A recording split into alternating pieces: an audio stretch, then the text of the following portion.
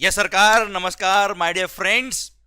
Indirect tax GST शायद revision lectures में आपको मजा आ रहा है और सारे टॉपिक चैप्टर वाइज आपके फास्ट और अच्छे से और इफेक्टिवली रिवाइज हो रहे हैं। Okay my dear friends, next topic next chapter जो इस वीडियो में आने वाला है वो है एग्जम्पशंस अंडर जीएसटी। जी हाँ, सही सुना है आपने। सारी services which are exempt from GST which are covered in notification number 12 of 2017 of CGST rates. सरकार शुरू कर रहे हैं हम। अच्छा, सबसे पहली बात, ये अथॉरिटी कहां से है? Section number 11 of the CGST act और section number 6 of the IGST act. Sir, ये सेक्शन ने पावर दिया गवर्नमेंट को कि वो चाहे तो किसी भी गुड्स या सर्विसेज को एग्जम्पशन दे सकते हैं। एग्जम्पशन में भी पार्शियल और फुल।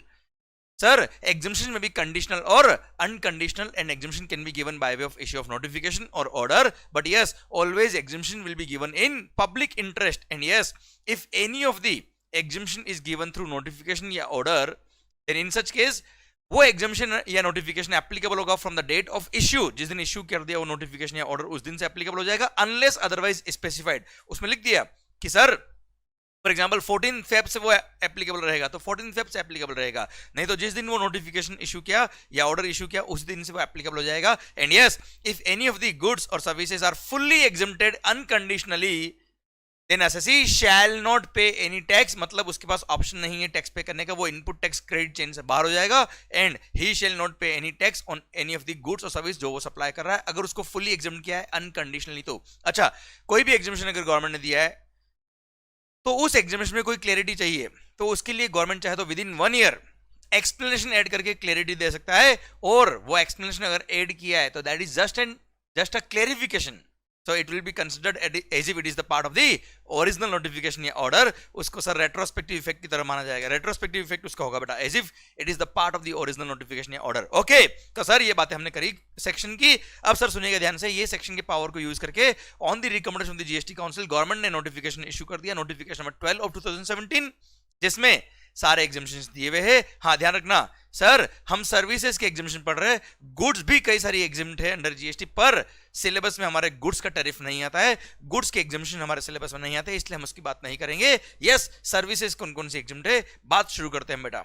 अच्छा, सुनिएगा बात को ध्यान से, सिंस ये रिवीजन लेक्चर है बच्चों, आई रिपीट, इसमें जो भी पॉइंट्स में बोलने वाला हूं वो फास्ट होगा, बहुत क्विक रिवीजन होगा, आपको अपना पूरा कंसंट्रेशन यहां रखना पड़ेगा।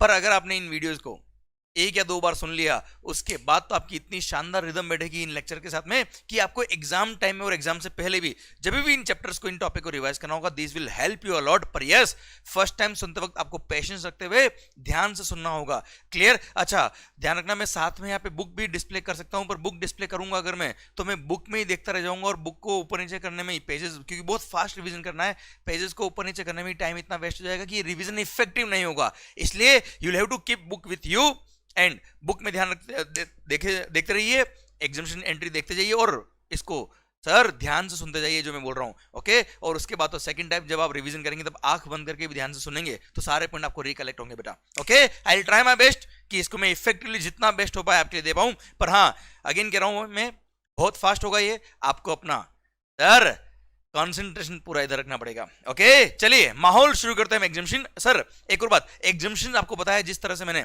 अपने बुक के अंदर दिए, मैंने सारे एग्जामिशंस को इंडस्ट्री वाइज क्लब कर दिया है, सो दैट सारे पॉइंट लिंक हो जाए और इजीली आपको याद भी हो जाए, और एग्जाम्स के टाइम पे फास्ट क्लिक करे कि हाँ ये एग्जाम्ड है या टैक्सेबल है। ओके, तो सबसे पहला industry health care related services जो हमने हमारी बुक में दे रखा है उस अकॉर्डिंग सबसे पहली बात, sir health care services provided by a clinical establishment, authorised medical practitioner और paramedics exempt from GST. Second thing, ambulance service कोई भी प्रोवाइड करे एग्जाम्ड है। सर कोई भी पर्सन, भले प्राइवेट पर्सन ही एम्बुलेंस सर्विस अगर दे रहा है, उसने कोई चार्जेस लिए, जीएसटी एग्जाम्ड। ध्यान रखिएगा, हेल्थ केयर सर्विस के अंदर ये जो लेबोरेटरी होती है बेटा, जिसमें क्लिनिकल ट्रायल्स वगैरह होते हैं, blood test, sugar test etcetera, ये सब भी एग्जाम्ड होते हैं, ये सब भी क्लिनिकल एस्टेब्लिशमेंट की डेफिनेशन में आते हैं। सेकंड बात, सर ध्यान रखना, प्लास्टिक सर्जरी वगैरह जो आप ब्यूटिफिकेशन के लिए करा रहे हो, या सर आपने हेयर ट्रांसप्लांट कराया है, तो इस तरह की एक्टिविटीज हेल्थ केयर सर्विस में नहीं आएगी, एक्सेप्ट अगर किसी एक्सीडेंट, ट्रॉमा वगैरह की वजह से आपने ये हेयर ट्रांसप्लांट या प्लास्टिक सर्जरी एटसेट्रा कराया है,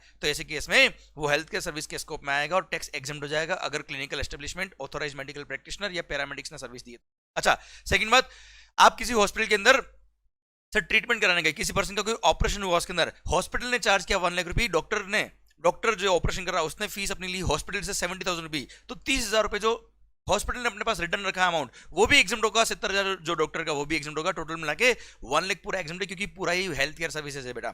सेकंड बात, सर जो पेशेंट एडमिट होता है उसको बोलते हैं इन पेशेंट। इन पेशेंट के लिए वहां पे रूम, अगर आपने प्राइवेट रूम भी ले सकते हो सर हॉस्पिटल के अंदर, अपने आपको पता है, तो रूम चार्ज होता है, रूम रेंट जो होता है वो भी कंपोजिट सप्लाई का पार्ट होता है, हेल्थ केयर सर्विस में क्लब होगा और उस पर भी जीएसटी नहीं लगेगा। सेम वे इन पेशेंट, जो पेशेंट एडमिट है उसके लिए अगर खाना आ रहा है कैंटीन से हॉस्पिटल के अंदर, तो सर हॉस्पिटल उसके लिए बिल में अलग से पैसा लिखता है कि these are canteen service charges या फूड चार्जेस, वो भी कंपोजिट सप्लाई का पार्ट होगा और उस पर भी जीएसटी एग्जम्प्ट होगा, क्योंकि वो हेल्थ केयर सर्विस के स्कोप में आएगा अगर वो इन पेशेंट के लिए। तो सेम वे सिंस उसकी सेल पर जीएसटी एग्जम्प्ट है, इसलिए हॉस्पिटल ने कैंटीन वाले से जो सर्विसेज ली है, कैंटीन वाला मान लो आउटसोर्स पर्सन है और कैंटीन वालों ने बिल लिखा है हॉस्पिटल को, उस पर जीएसटी लगाया है, पर हॉस्पिटल ने जो बिल लिखा है अपने इन पेशेंट को फूड सर्विसेज का, उस पर जीएसटी एग्जम्प्ट है, इसलिए हॉस्पिटल को जो परचेज में जो टैक्स पे किया उसका आईटीसी नहीं मिलेगा। ओके सर, ये था health care related services regarding point. Second point, sir veterinary clinic in relation to health care of animals और birds exempt from GST. Then sir artificial insemination of the livestock animals except horses exempt from GST. Then sir common biomedical waste treatment plant और facilities, sir जो hospital को service दे रहे हैं, doctors को service दे रहे हैं, उनके बायोमेडिकल वेस्ट को वो ले जाके ट्रीट कर रहे हैं, डिस्पोज ऑफ कर रहे हैं, उसके लिए जो चार्ज लिया इन्होंने उस पर जीएसटी नहीं लगेगा। देन कॉर्ड ब्लड बैंक, जब भी बच्चा पैदा होता है तब उसकी कोड माँ के पेट से कनेक्ट होती है, उसके उसमें जो ब्लड होता है उसको जो स्टोर करने का चार्जेस होता है कॉर्ड ब्लड बैंक, उन जो भी चार्ज लिया उस पर जीएसटी नहीं लगेगा। देन सर चैरिटेबल इंस्टीट्यूशन जो section number 12AA of the income tax act में रजिस्टर्ड है, उन्होंने अगर चैरिटेबल एक्टिविटीज प्रोवाइड करी है तो सर उसके लिए जो भी फीस चार्ज किया उस पर जीएसटी नहीं लगेगा। चैरिटेबल एक्टिविटी को डिफाइन किया हुआ है, ध्यान सुनिएगा, charitable activities means public health by way of care और counselling of terminally ill persons or persons with severe physical or mental disability, or care or counseling of persons addicted to a dependence forming substance such as narcotic drugs or alcohol liquor, या फिर public awareness of preventive health, family planning और prevention of HIV infection, advancement of religion, spirituality और योगा भी यहाँ cover होता है बेटा, ध्यान रखना। इसके लिए एक सर्कुलर भी था कि मान लो कोई योगा कैंप करा रहा है या कोई स्पिरिचुअलिटी के लिए कैंप हो रहा है, जहाँ पे आपको रेजिडेंशियल कैंप पे बेटा, जहाँ पे 5 दिन वही रहना है, वही खाना पीना है और वहीं पे योगा या स्पिरिचुअलिटी का या मेडिटेशन का कैंप हो रहा है बेटा, तो ऐसे केस में sir it's a composite supply, जहाँ पे प्रिंसिपल एलिमेंट क्या है, एडवांसमेंट ऑफ रिलीजन, स्पिरिचुअलिटी और योगा, और उसके लिए जो फीस चार्ज करी होगी उस पर जीएसटी नहीं लगेगा। एग्जाम्पल के लिए श्री श्री श्री रविशंकर जी का जो कैंप होता है बेटा, क्लियर, उसको आप एग्जाम्पल के लिए ले सकते हो, उसके लिए जो भी फीस उन्होंने चार्ज करी होगी उस पर जीएसटी नहीं लगेगा, क्योंकि वहां पे principal element is advancement of spirituality और योगा और सर रिलीजन। डन सर, सरकार फिर देखिए एडवांसमेंट ऑफ एजुकेशनल प्रोग्राम्स और skill development relating to abandoned, orphaned और homeless children, physically or mentally abused or traumatized persons, prisoners और persons over the age of 65 years residing in a rural area, okay, उनके educational development के लिए, programmes के लिए, skill development के लिए अगर इन्होंने कोई प्रोग्राम ऑर्गेनाइज किया है उसके लिए फीस चार्ज करी, उस पर जीएसटी नहीं है। Then preservation of environment including watershed, forest and wild life, sir ये सारी एक्टिविटी कवर होती है चैरिटेबल एक्टिविटी के स्कोप में। इसके अलावा कोई भी काम किया है चैरिटेबल इंस्टीट्यूशन ने, कोई फीस लिया उस पर जीएसटी लगेगा। क्लियर, केवल यही एक्टिविटीज जो चैरिटेबल एक्टिविटीज के स्कोप में आती है इनकी फीस पर जीएसटी एग्जम्प्ट है। क्लियर, ध्यान रखिएगा। अच्छा, आपने चैरिटेबल इंस्टीट्यूशन को कोई डोनेशन दिया तो donation is anyways not a supply, उस पर जीएसटी की बात आती नहीं है, तो बात अलग हो जाएगी बेटा। ओके, इन्होंने फीस चार्ज किया है, मैं उसकी बात कर रहा था बेटा आपसे। आइए point number 7, old age home. बच्चों ध्यान रखना, मेक श्योर ये फैसिलिटी जिंदगी में अपने और अपने परिवार वालों के कभी काम ना आए। क्लियर, पर old age home run by central government, state government और चैरिटेबल इंस्टीट्यूशन, सर जहां पर इनके जो रेजिडेंट है जिनकी एज 60 ईयर्स और मोर देन 60 ईयर्स है, जिनके लिए जो फीस इन्होंने चार्ज किया वो अगर अप टू ₹25,000 पर मंथ पर मेंबर, जिसमें खाने पीने रहने सबके चार्ज इंक्लूड होने चाहिए, 25,000 रुपये तक का चार्ज अगर है ओल्ड एज होम के लिए, तो ऐसे केस में उस अमाउंट पर जीएसटी नहीं लगेगा। देन रिहेबिटेशनल प्रोफेशनल, होता ना सर दिमाग की बीमारी है किसी को, उसके लिए रिहेबिलिटेशन प्रोफेशनल ने सर्विसेज दी है, उसने जो फीस चार्ज किया उस पर जीएसटी नहीं लगेगा। काउंसलिंग वगैरह जो करते हैं बेटा ये लोग। Then public conveniences such as facilities of bathroom, laboratories, urinal और टॉयलेट्स, तो उनकी फैसिलिटीज के लिए जो चार्जेस लेते हैं, सुलभ शौचालय वगैरह ये लोग, उस पर जीएसटी नहीं लगेगा। Okay done. नेक्स्ट इंडस्ट्री आ रहा है एग्रीकल्चर रिलेटेड सर्विसेज। ओके, उसमें फर्स्ट पॉइंट, आपने किसान को सर्विस दी है, आप समझिएगा, खेती से रिलेटेड सर्विसेज दी है। अच्छा ध्यान रखिएगा यहाँ पर किसान वर्ड तो मैंने ऐसे ही बोल दिया आपकी कन्वीनियंस के लिए। ओके, आपने खेती से रिलेटेड सर्विसेज दी है। अब सुनना बच्चों, उसके अंदर खेती जो है वो वेज की भी है और नॉन वेज की भी है। समझे मेरी बात? Rearing of all life forms of animal except rearing of horses, clear, for the purpose of food, fibre, fuel, raw material और अदर सिमिलर प्रोडक्ट। या फिर आप कल्टीवेशन ऑफ प्लांट से रिलेटेड सर्विसेज दे रहे हो, तो ऐसे केस में उन सर्विसेज पे जीएसटी माफ होगा। कौन कौन service? First sir, agricultural operations directly related to production of any agricultural produce including cultivation, harvesting, threshing, plant protection और testing. Then supply of farm labor supply किए, उसके लिए जो फीस चार्ज करी उस पर जीएसटी नहीं लगेगा। देन आपने एग्रीकल्चरल फार्म पर जाकर कुछ ऐसी प्रोसेस करी है जिसकी वजह से एसेंशियल कैरेक्टर चेंज नहीं हुआ है एग्रीकल्चर प्रोड्यूस का, but make it marketable for the primary market, तो उस प्रोसेस के लिए जो आपने एग्रीकल्चर फार्म पे जाके करी है उस प्रोसेस की फीस पर जीएसटी नहीं लगेगा। देन सर, मशीन नहीं है, किराए पे मैंने मशीन ली, एग्रो मशीनरी या लैंड मैंने किराए पे ली खेती करने के लिए, तो जीएसटी नहीं लगेगा रेंटिंग के अमाउंट पर। Then sir, loading unloading packing, loading unloading packing storage और warehousing of agriculture produce exempt है। एग्रीकल्चरल एक्सटेंशन सर्विसेज, लोगों को जा जाके गांव में जा जाके मैंने लोगों को खेती के टेक्निक सिखाई है, टेक्नोलॉजी सिखाई है, उसके लिए जो पैसा लिया उस पर जीएसटी नहीं लगेगा। देन एपीएमसी मार्केट, अनाज मंडी वगैरह जो मंडी शुल्क लेती है बेटा, क्लियर, इनकी जो फीस है उस पर जीएसटी नहीं है। Then sir, commission agent of the agriculture produce ने कमीशन लिया उस पर जीएसटी नहीं लगेगा। और last sir, services by way of fumigation in a warehouse of the agriculture produce, जो वेयर हाउस होता है एग्रीकल्चर प्रोड्यूस का, उसमें जाके अगर आपने फ्यूमिगेशन किया तो उस पर जीएसटी नहीं लगेगा, जो भी आपने चार्जेस लिए उस पर बेटा, क्लियर। ओके सर, फिर बात आती है क्या, ध्यान रखना, लोडिंग अनलोडिंग। अच्छा, राइस एग्रीकल्चर प्रोड्यूस की डेफिनेशन में नहीं आता है, पैडी जो होता है वो एग्रीकल्चर प्रोड्यूस की डेफिनेशन में आता है, इसलिए राइस के लिए अलग से एक और एग्जम्पशन दिया है। किसके regarding? Loading unloading packing storage और warehousing of rice is exempt from GST. पर ध्यान रखिएगा, कमीशन एजेंट ऑफ राइस उसके लिए एग्जम्पशन नहीं दिया हुआ है। कमीशन एजेंट ऑफ राइस अगर आप हो तो टैक्स लगेगा। जैसे कमीशन एजेंट ऑफ व्हीट अगर हो, मेज या कोई भी एग्रीकल्चर प्रोड्यूस के अगर आप कमीशन एजेंट हो, कमीशन जो लिया उस पर जीएसटी नहीं लगता, क्लियर। पर सर, राइस के केस में कमीशन एजेंट के कमीशन पे जीएसटी लग जाएगा। Okay, then warehousing of minor forest produce, minor forest produce का अगर आपने वेयर हाउसिंग किया जीएसटी नहीं लगेगा। देन ध्यान रखिएगा बेटा, एग्रीकल्चर प्रोड्यूस के स्टोरेज और वेयर हाउस पे जीएसटी एग्जम्प्ट है, राइस के वेयर हाउसिंग और स्टोरेज पे जीएसटी एग्जम्प्ट है। पर जो प्रोसेस्ड फूड होता है जैसे चाय, कॉफी वगैरह, कैश्यू नट्स वगैरह हो गए, क्लियर, मसाले, स्पाइसेस वगैरह, इनके लिए भी अलग से एग्जम्पशन दिया क्योंकि ये एग्रीकल्चर प्रोड्यूस के स्कोप में नहीं आते, क्योंकि ये प्रोसेस्ड फूड होते हैं। पर यस, एग्जम्पशन दिया है किस किस के लिए, सुनना ध्यान से, स्टोरेज और warehousing of cereals, pulses, fruits, nuts and vegetables, spices, खोपरा होता है ना बेटा वो, शुगर केन, जैगरी, गुड़, raw vegetable fiber such as cotton, flax, jute, etc., indigo, unmanufactured tobacco, bitter leaves, tendu leaves, coffee and T, इनके लिए अगर आपने स्टोरेज वेयर हाउसिंग किया तो जीएसटी नहीं लगेगा, क्लियर सर। देन आपने कोई भी एग्रीकल्चर प्रोड्यूस का इंटरमीडिएट प्रोडक्शन प्रोसेस किया है, intermediate production process on job work basis, तो ऐसे जॉब वर्क चार्ज पे जीएसटी नहीं लगेगा। Intermediate production process is job work in relation to agricultural activity, no GST will be charge. Second thing ध्यान रखिएगा, इसके अंदर राइस, एक सर्कुलर था कि sir dehusking of rice, dehusking of paddy to convert it into rice by rice millers, rice mill वाले जो होते हैं बेटा वो क्या करते हैं, जो दाना होता है किसका, चावल का बेटा, पैडी जिसको बोलते हैं, रो राइस, उसका हस्क दूर करके चावल का दाना बाहर निकलता है, उसकी जो प्रोसेसिंग चार्ज लिया है उस पर जीएसटी लगेगा, क्योंकि सर्कुलर ने ये क्लेरिफाई किया कि वो इंटरमीडिएट प्रोडक्शन प्रोसेस नहीं हो, वो प्रोडक्शन होने के बाद वाली प्रोसेस है जो फैक्ट्रीज में होता है, तो ऐसे केस में उस चार्ज पे जीएसटी लग जाएगा जो राइस मिलर्स चार्ज करते हैं बेटा। Okay, next point sir, Apple वगैरह ध्यान हो तो pre conditioning, pre cooling, ripening, पकाना, क्लियर, जैसे कई बार हम भी पकाते ना बेटा क्लास में आपको। Okay, waxing, retail packing, labelling of fruits and vegetables which do not change or alter the essential characteristics of the said fruit or vegetable, तो ऐसे केस में जीएसटी नहीं लगेगा। देन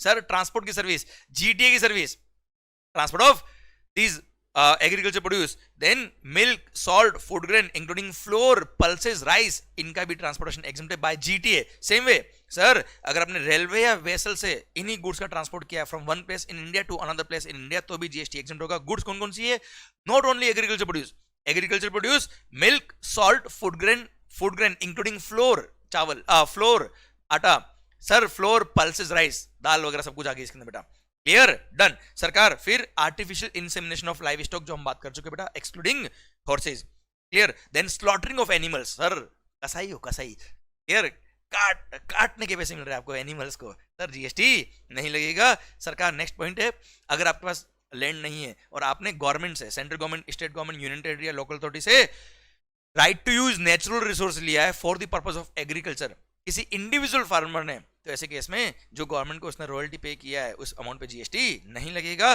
सर उसके बाद में इलेक्ट्रिसिटी डिस्ट्रीब्यूशन यूटिलिटीज को बोल दिया कि अगर आपने इलेक्ट्रिसिटी डिस्ट्रीब्यूशन नेटवर्क को एस्टेब्लिश किया है up to the tubewell of the farmer, तो ऐसे केस में सर उस एस्टेब्लिशमेंट को इरेक्ट करने के लिए, मतलब लाइट के खंभे वगैरह होते हैं ना बेटा, पिलर्स वगैरह, इनको इंस्टॉल करने के लिए अगर इन्होंने कोई चार्ज लिया तो उस चार्ज पे जीएसटी नहीं लगेगा।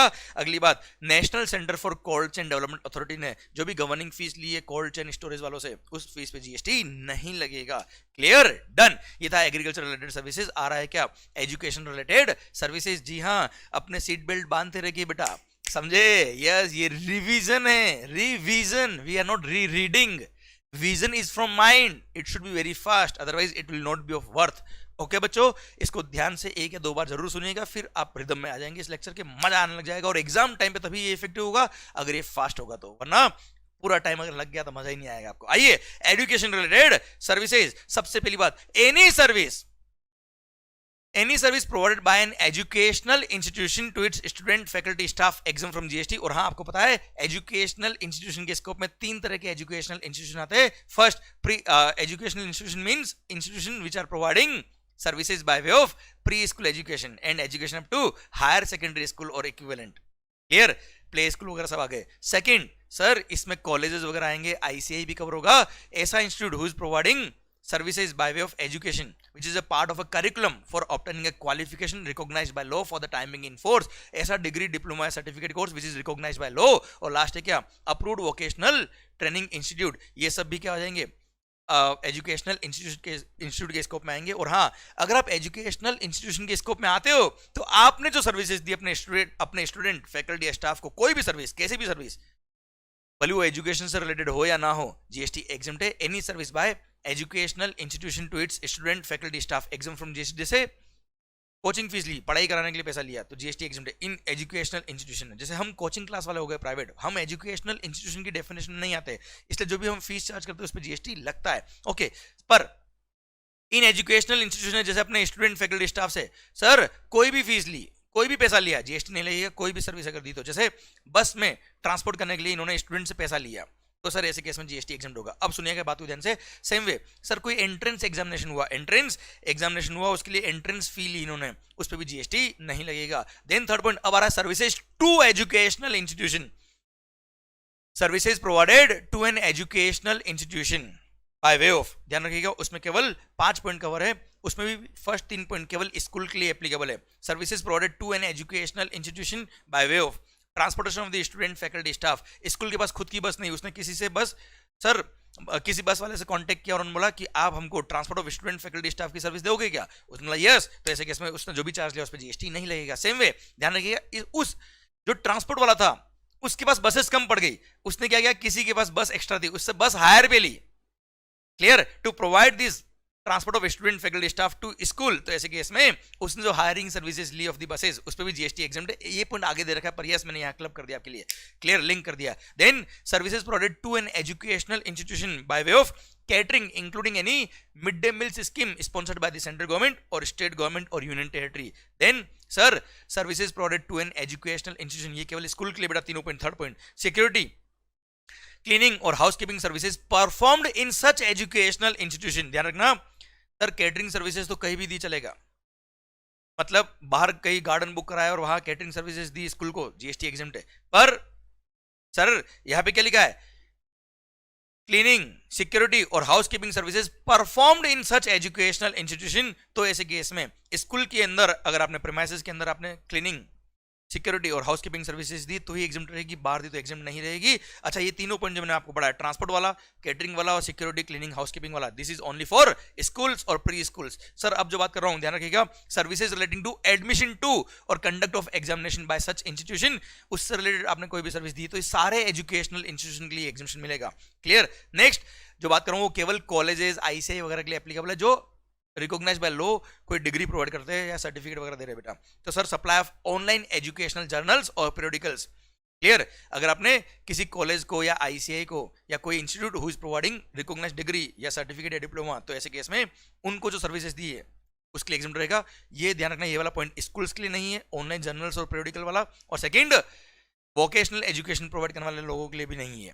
Okay done. तो सरकार, ये था regarding educational services of this point, ये बड़ा पॉइंट था। सेकंड बात ध्यान रखिएगा, जो बोर्ड के एग्जाम्स होते हैं 10th और 12th के बोर्ड वगैरह आपने देखे होंगे बेटा, तो ऐसे केस में उसको भी एजुकेशनल इंस्टीट्यूशन के पर्पज के लिए, इस एग्जामिनेशन के पर्पज के लिए उसको एजुकेशनल इंस्टीट्यूशन ही माना जाएगा। और उन्होंने एग्जाम कंडक्ट कराने के लिए जो भी फीस वगैरह दी है उस पर जीएसटी नहीं लगेगा, उन्होंने जो भी फीस ली उस पर भी जीएसटी नहीं लगेगा। ओके सरकार, एक और बात ध्यान रखिएगा, जैसे स्कूल का ही कैंटीन है, स्कूल का ही कैंटीन है या कॉलेज का ही कैंटीन है, वहां पे वो बच्चों को खाना सर्व कर रहे हैं, बच्चों से पैसा ले रहे हैं, उस पर जीएसटी नहीं लगेगा, क्योंकि services by educational institution to student faculty staff. अच्छा, कॉलेज का ही हॉस्टल है या स्कूल का ही हॉस्टल है और वहीं पर खाना वगैरह सर्व कर रहे हो बच्चों को और फीस चार्ज करो, तो एनीवेज कोई भी सर्विस एजुकेशनल इंस्टीट्यूशन ने प्रोवाइड करी to its student faculty staff exempt रहेगा। पर हाँ, अब वहां मान लो कॉलेज का कैंटीन है और वहां बच्चों को खाना देने के लिए या बच्चों को सर नाश्ता वगैरह देने के लिए आपने कैटरिंग वाले को अपॉइंट किया, कैटरिंग वाले ने सर्विस दी है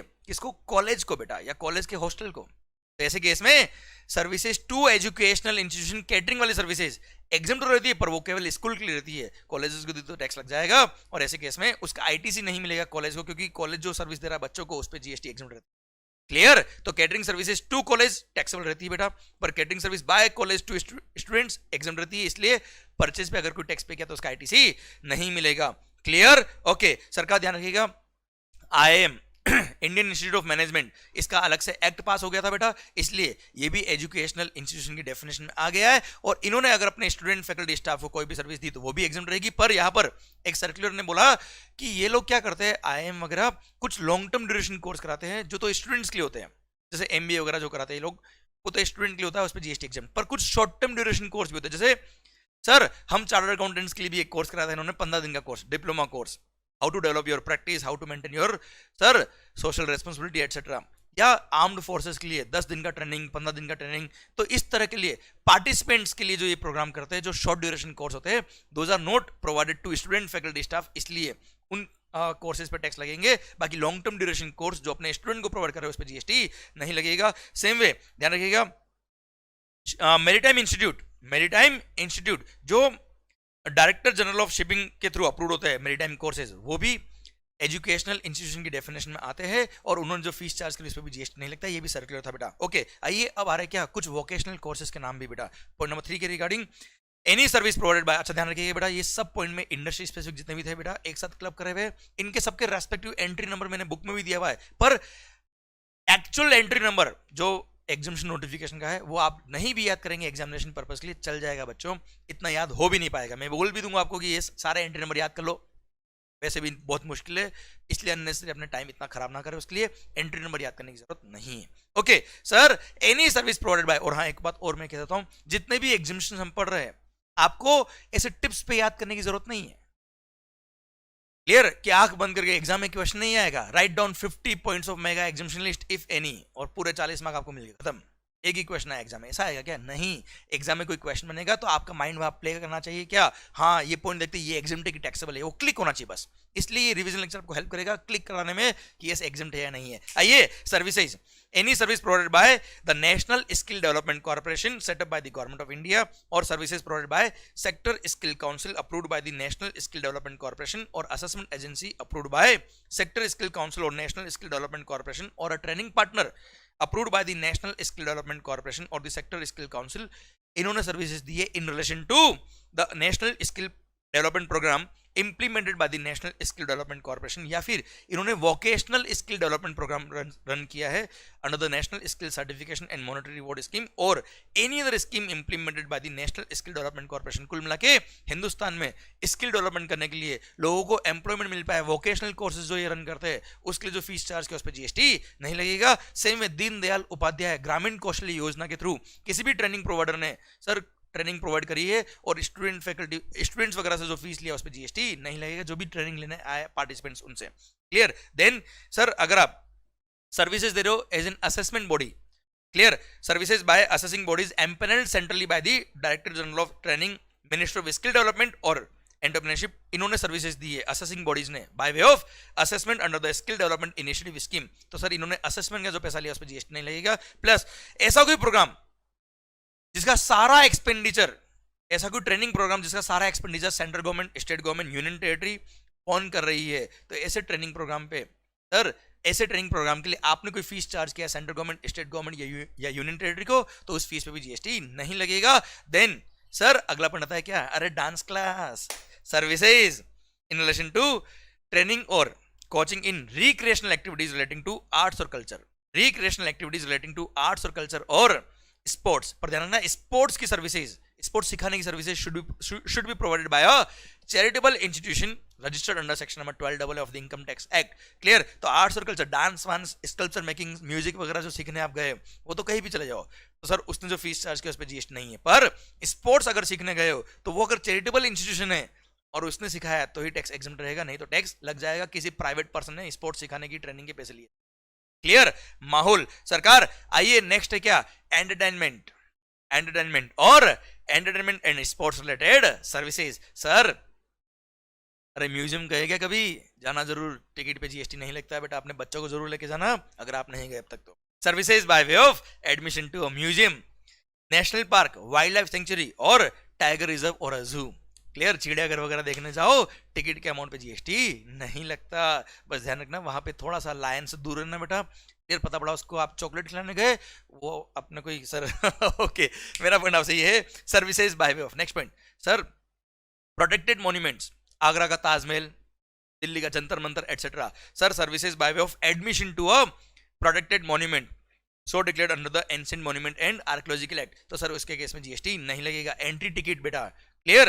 then services by way of right to admission to, ध्यान रखिएगा अगले जो इवेंट बोल रहा हूं उसमें 500 रुपये पर पर्सन तक का टिकट अगर है तो उस अमाउंट पे जीएसटी नहीं लगेगा। 500 से ऊपर हुआ तो पूरे टिकट पे टैक्स लग जाएगा। Services by way of right to admission to circus, dance और थिएट्रिकल परफॉर्मेंसेज इंक्लूडिंग ड्रामा और ballet.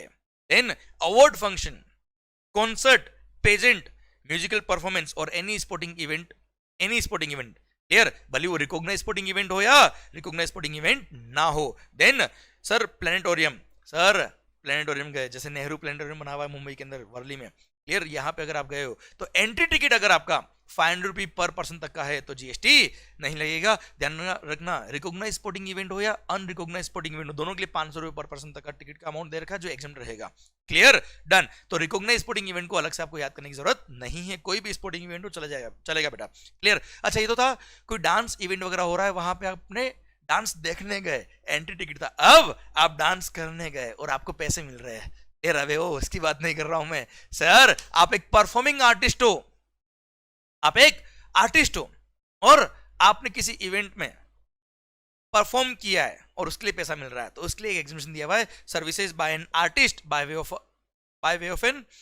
Of performance in folk और classical art form of music, dance और थिएटर। ध्यान रखना, फोक और classical art form of dance, music या theatre, मतलब western dance वगैरह नहीं रहे, शरारा शरारा नहीं। क्लियर? सर फोक और classical art form of dance, music या थिएटर, जहां पे परफॉर्मिंग आर्टिस्ट ने जो कंसिडरेशन लिया वो अप टू ₹1,50,000 रुपये है पर परफॉर्मेंस, तो जीएसटी नहीं लगेगा। पर अगर इन्होंने एज अ ब्रांड एम्बेसडर कोई पैसा लिया तो जीएसटी लग जाएगा बच्चों। Clear? As a brand ambassador 10,000 रुपये भी ले लिए इन्होंने तो भी टैक्स लग जाएगा बच्चों। क्लियर? जैसे हेमा मालिनी जी, ये कौन सा डांस करते बेटा? अरे भाई कथक या कौन सा? हाँ जी, ये क्लासिकल डांस के मास्टर है बेटा, है ना। तो इन्होंने किसी कल्चरल इवेंट में अपना वो क्लासिकल डांस करने के लिए कुछ फीस चार्ज करी है, तो जो फीस इन्होंने चार्ज करी है उस फीस पर जीएसटी नहीं लगेगा अगर वो फीस का अमाउंट 1,50,000 या उससे कम है। क्लियर? डन। पर इन्हीं को अगर एक एज ए ब्रांड एम्बेसडर को पैसा मिल गया तो उस पर जीएसटी लगेगा। किसी कंपनी के अगर ये ब्रांड एम्बेसडर है, टेंट आरओ, क्लियर है, तो सर ऐसे केस में एज ए ब्रांड एम्बेसडर इन्होंने कोई भी इवेंट में पार्टिसिपेट किया है, उसके लिए पैसा मिला तो टैक्स लग जाएगा। अच्छा 1,50,000 से ऊपर 1 रुपये भी मिला है, 1,51,000 मिल गया मान लो, तो पूरे 1,51,000 पे टैक्स लगेगा। ओके ठीक है sir. Next, services provided by tour operator to a foreign tourist in relation to tour which is conducted wholly outside India, GST नहीं लगेगा। देन आप विराट कोहली हो sir, services provided by, sir ध्यान रखना आपने सर्विसेज दी है to a recognised sports body, services provided to a recognised sports body by an individual as a player, referee, umpire, coach और टीम मैनेजर। कमेंटेटर नहीं है, चीयर लीडर्स नहीं है रे। Clear? As a player, referee, umpire, coach और team manager for participation in a sporting event organised by recognised sporting event, तो exempt रहेगा, otherwise exempt नहीं रहेगा। Second, sir sporting event sorry recognised sports body ने services दी है दूसरी recognised sports body को, तो सर इन्होंने आपस में जो सर्विसेज दी एक दूसरे को, उस पर जीएसटी नहीं लगेगा। एक रिकॉग्नाइज्ड स्पोर्ट्स बॉडी ने दूसरे रिकॉग्नाइज्ड स्पोर्ट्स बॉडी को सर्विस दी, टैक्स नहीं लगेगा। क्लियर? जैसे इंडियन ओलंपिक एसोसिएशन वालों ने अपना ग्राउंड दे दिया, अवेलेबल करा दिया किसको? सर बीसीसीआई को मान लो। सर ऐसे केस में जो ग्राउंड अवेलेबल कराया है, रिकॉग्नाइज्ड स्पोर्ट्स बॉडी ने दूसरे रिकॉग्नाइज्ड स्पोर्ट्स बॉडी को सर्विस दी, टैक्स नहीं लगेगा। फिर आ रहा है क्या? Sponsorship of the following sporting event which are organised by, ध्यान रखना स्पॉन्सरशिप के अमाउंट पर जीएसटी नहीं लगेगा। Here, अगर वो sporting event were organised by a national sports federation और its affiliated federations where the participating teams और individuals represent any district, state, country और zone, then organized by Association of Indian Universities, Inter University Sports Board, School Games Federation of India, All India Sports Council for the Deaf, Paralympic Committee of India और Special Olympic Bharat, या फिर organised by the central civil services cultural and sports board, या organised as a part of a national games by the Indian Olympic association और organised under Panchayat Yuva Krida और खेल अभियान scheme. तो अगर इन्होंने ऑर्गेनाइज किया, आपने स्पॉन्सर किया, तो जीएसटी नहीं लगेगा। ध्यान रखना बच्चों, इन सारे वर्ड्स को टिप पे याद करने की जरूरत नहीं है। ध्यान रखना, ये नाम ध्यान से सुनिएगा 2-3 बार, आपको एग्जाम में क्लिक करेगा कि हाँ ये एग्जाम है या नहीं है। क्लियर? अगली बात, सर जो नेक्स्ट 4 पॉइंट है वो अभी प्रेजेंटली एप्लीकेबल नहीं है, क्योंकि फीफा अंडर 17 वर्ल्ड कप, जो वुमेन्स वर्ल्ड कप था, जो 2020 में होने वाला था। क्लियर? एक और जो under 17 FIFA under 17 world cup 2017 जो इंडिया में होस्ट हुआ था, उसके इवेंट को अगर आप देखने गए तो एंट्री टिकट जो लिया, उस टिकट पे जीएसटी एग्जाम रहेगा, भले ही टिकट का अमाउंट 1 लाख रुपए क्यों ना हो, यहाँ 500 रुपए की कोई रेस्ट्रिक्शन नहीं थी। Second thing, FIFA under 17 world cup 2017 या FIFA under 17 women's world cup 2017 को ऑर्गेनाइज करने के लिए, सर उस इवेंट के रिगार्डिंग आपने कोई भी सर्विस उनको दी है या फिर उनसे कोई भी सर्विस ली है उस इवेंट से रिलेटेड, तो भी जीएसटी एग्जाम था। पर ये वन टाइम पॉइंट थे 2017 और 2020 के लिए, अब काम के पॉइंट आगे नहीं रहेंगे। ओके सर, आइए नेक्स्ट पॉइंट, नेक्स्ट इंडस्ट्री आता है क्या? Transport related services.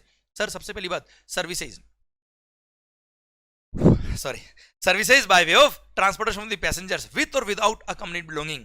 Sir with और विदाउट अकम्पनीड बिलोंगिंग का मीनिंग मैंने आपको समझाया है कि जो प्रोविजन पैसेंजर टिकट पे लगता है वही प्रोविजन अकम्पनीड बिलोंगिंग पे भी लगेगा। अगर अकम्पनीड बिलोंगिंग पर उस सर्विस सप्लायर ने कोई एक्स्ट्रा चार्ज लिया आपसे सामान के लिए, तो सर ऐसे केस में अगर पैसेंजर टिकट पे जीएसटी एग्जम्प्ट है, तो उस अकम्पनीड बिलोंगिंग के लिए भी जो भी पैसा उन्होंने लिया होगा उस पैसे पे भी टैक्स नहीं लगेगा, और पैसेंजर टिकट पे टैक्स है तो उस अनअकम्पनीड बिलोंगिंग के फेयर पे भी टैक्स लग जाएगा बच्चों। ओके, अब sir transport of passenger by होम, by railway exempt but in a class other than first class और AC coach. Then transport of passenger by metro, monorail और ट्रैमवे एग्जाम है। Clear?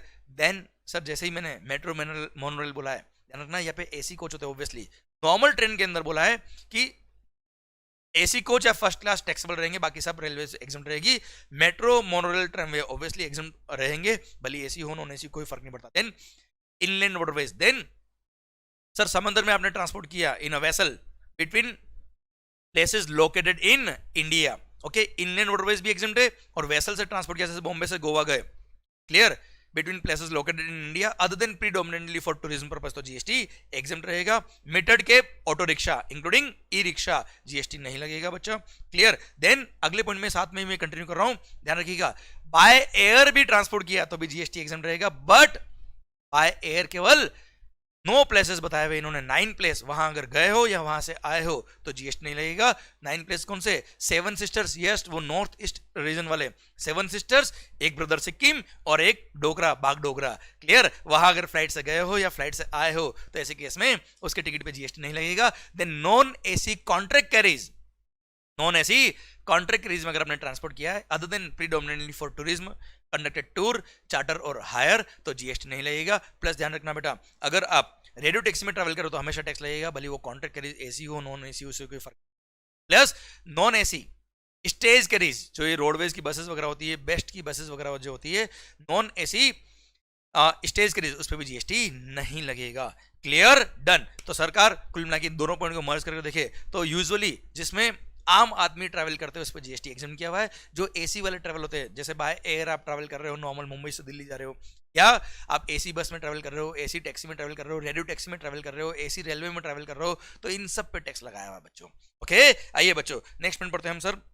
Regional connectivity scheme airport. Regional connectivity scheme airport पे sir ध्यान रखना, जो भी airline services दे रही है तो उसका एक पोर्शन वो सेंट्रल गवर्नमेंट से चार्ज करता है। तो जो पोर्शन वो सेंट्रल गवर्नमेंट से चार्ज कर रहे हैं सर, जिसका पेमेंट सेंट्रल गवर्नमेंट अपने वायबिलिटी गैप फंडिंग से पे करती है, उस पोर्शन के अमाउंट पे जीएसटी नहीं लगेगा। तो services provided by way of transportation of passengers to और from a regional connectivity scheme airport, और इन्होंने सर्विसेज दी किसको, to the central government by way of this transportation, जिसका पेमेंट वायबिलिटी गैप फंडिंग से कर रहे हैं, उस पर जीएसटी नहीं लगेगा। और ये ध्यान रखना, ये एग्जामिशन 3 साल के लिए वैलिड रहेगा, जिस दिन से वो sir regional connectivity scheme airport operation में आया उसके 3 साल तक ये एग्जामिशन रहेगा बेटा। क्लियर? ओके, नेक्स्ट आ रहा है क्या, ट्रांसपोर्ट ऑफ गुड्स के regarding. Now transportation of goods by road exempt except services of a GTA goods transport agency और a courier agency. Clear? Courier और जीटीए पे टैक्स लगेगा, अदरवाइज रोड से transport किया, जैसे बुल कार्ट से transport किया, नॉर्मल छोटे मोटे लोडिंग ऑटो से ट्रांसपोर्ट किया, जीएसटी नहीं लगेगा, जो जीटीए की डेफिनेशन नहीं आते। और transport by inland waterways GST नहीं लगेगा, बाय रोड बाय अगर गुड्स का ट्रांसपोर्ट किया है बाय इनलैंड वाटरवेज तो।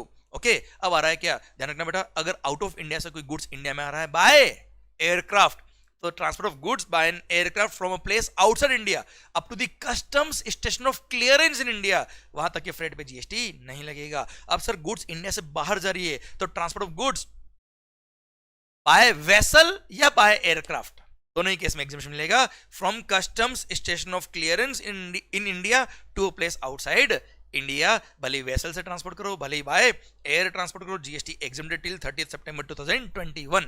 ओके सर, बाद में इसको वापस एक्सटेंड कर दी, हर साल गवर्नमेंट एक्सटेंड कर रही है, इसको भी एक्सटेंड करने के चांस है आगे भी।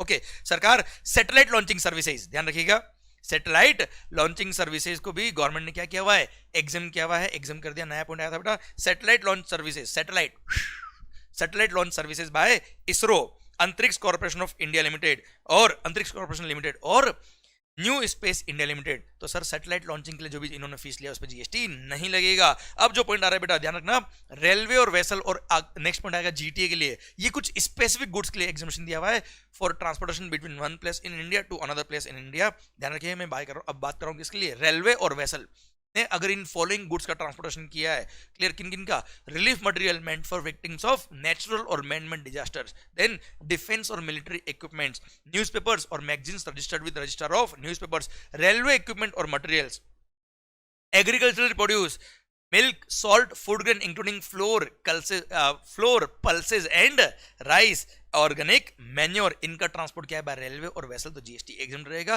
ध्यान रखना सेम पॉइंट, सारे के सारे सेम पॉइंट दे रखे जीटीए के लिए भी, पर ध्यान रखना गुड्स ट्रांसपोर्ट एजेंसी के लिए सारे पॉइंट सेम तो है, except one point, railway equipment और मटेरियल। रेलवे इक्विपमेंट और मटेरियल अगर आपने रेलवे या वेसल से ट्रांसपोर्ट किया जीएसटी एग्जाम रहेगा, पर अगर आपने जीटीए से ट्रांसपोर्ट किया तो टैक्स लगेगा। और हाँ, जीटीए के लिए 1 पॉइंट कम है, रेलवे इक्विपमेंट और मटेरियल के लिए, तो उसके लिए 2 पॉइंट एक्स्ट्रा है। कौन कौन से, ध्यान रखना, 750 और 1500 वाला पॉइंट याद है बेटा।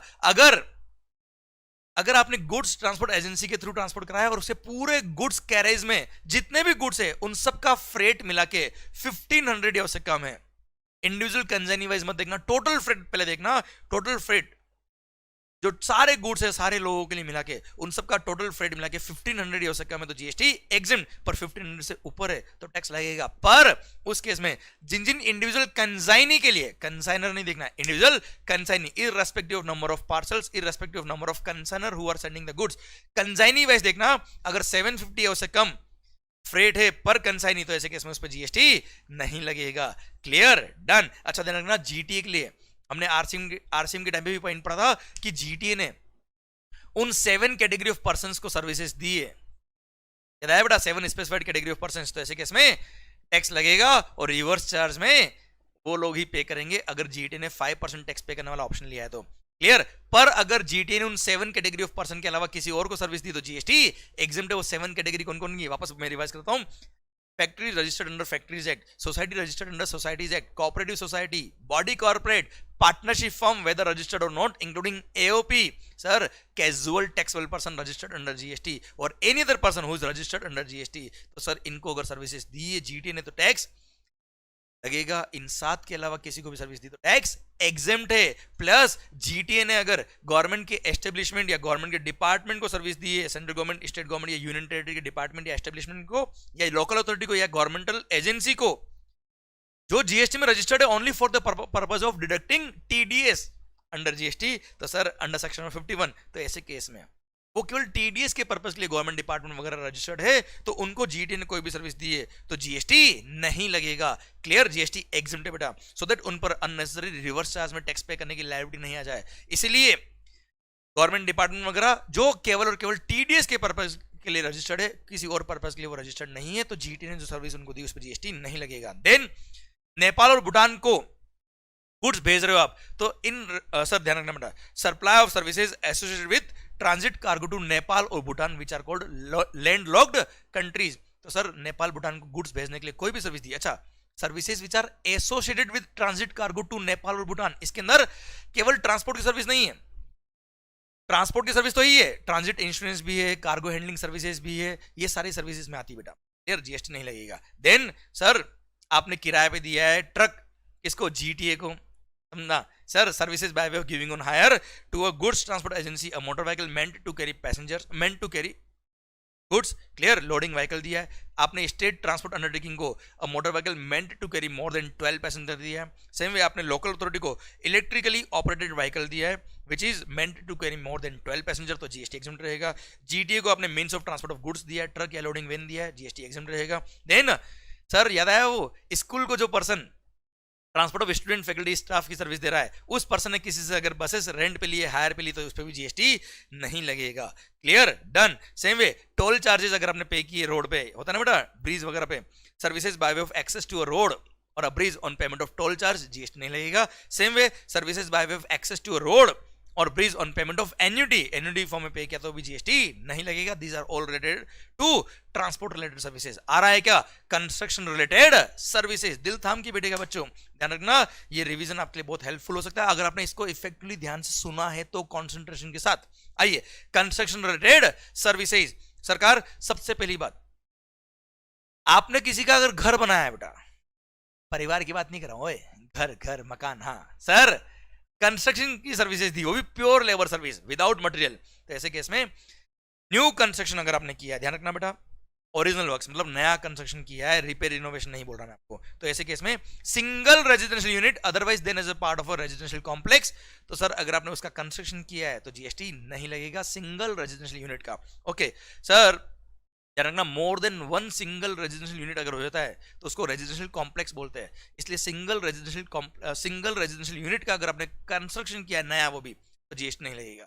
सेकंड, अगर आपने इंडिविजुअल, सर ध्यान रखना, प्रधानमंत्री आवास योजना या housing for all urban mission, इस प्रोजेक्ट के अंदर आपने घर बनाए हैं, तो सर ऐसे केस में अगेन प्योर लेबर कॉन्ट्रैक्ट अगर हुआ घर बनाने का या रिपेयर रिनोवेशन करने का, तो सर यहाँ पे रिपेयर रिनोवेशन भी कवर है, पर दोनों पॉइंट में केवल ध्यान रखना प्योर लेबर ही कवर है, वर्क्स कॉन्ट्रैक्ट कवर नहीं बेटा, जीएसटी एग्जेम्प्ट रहेगा।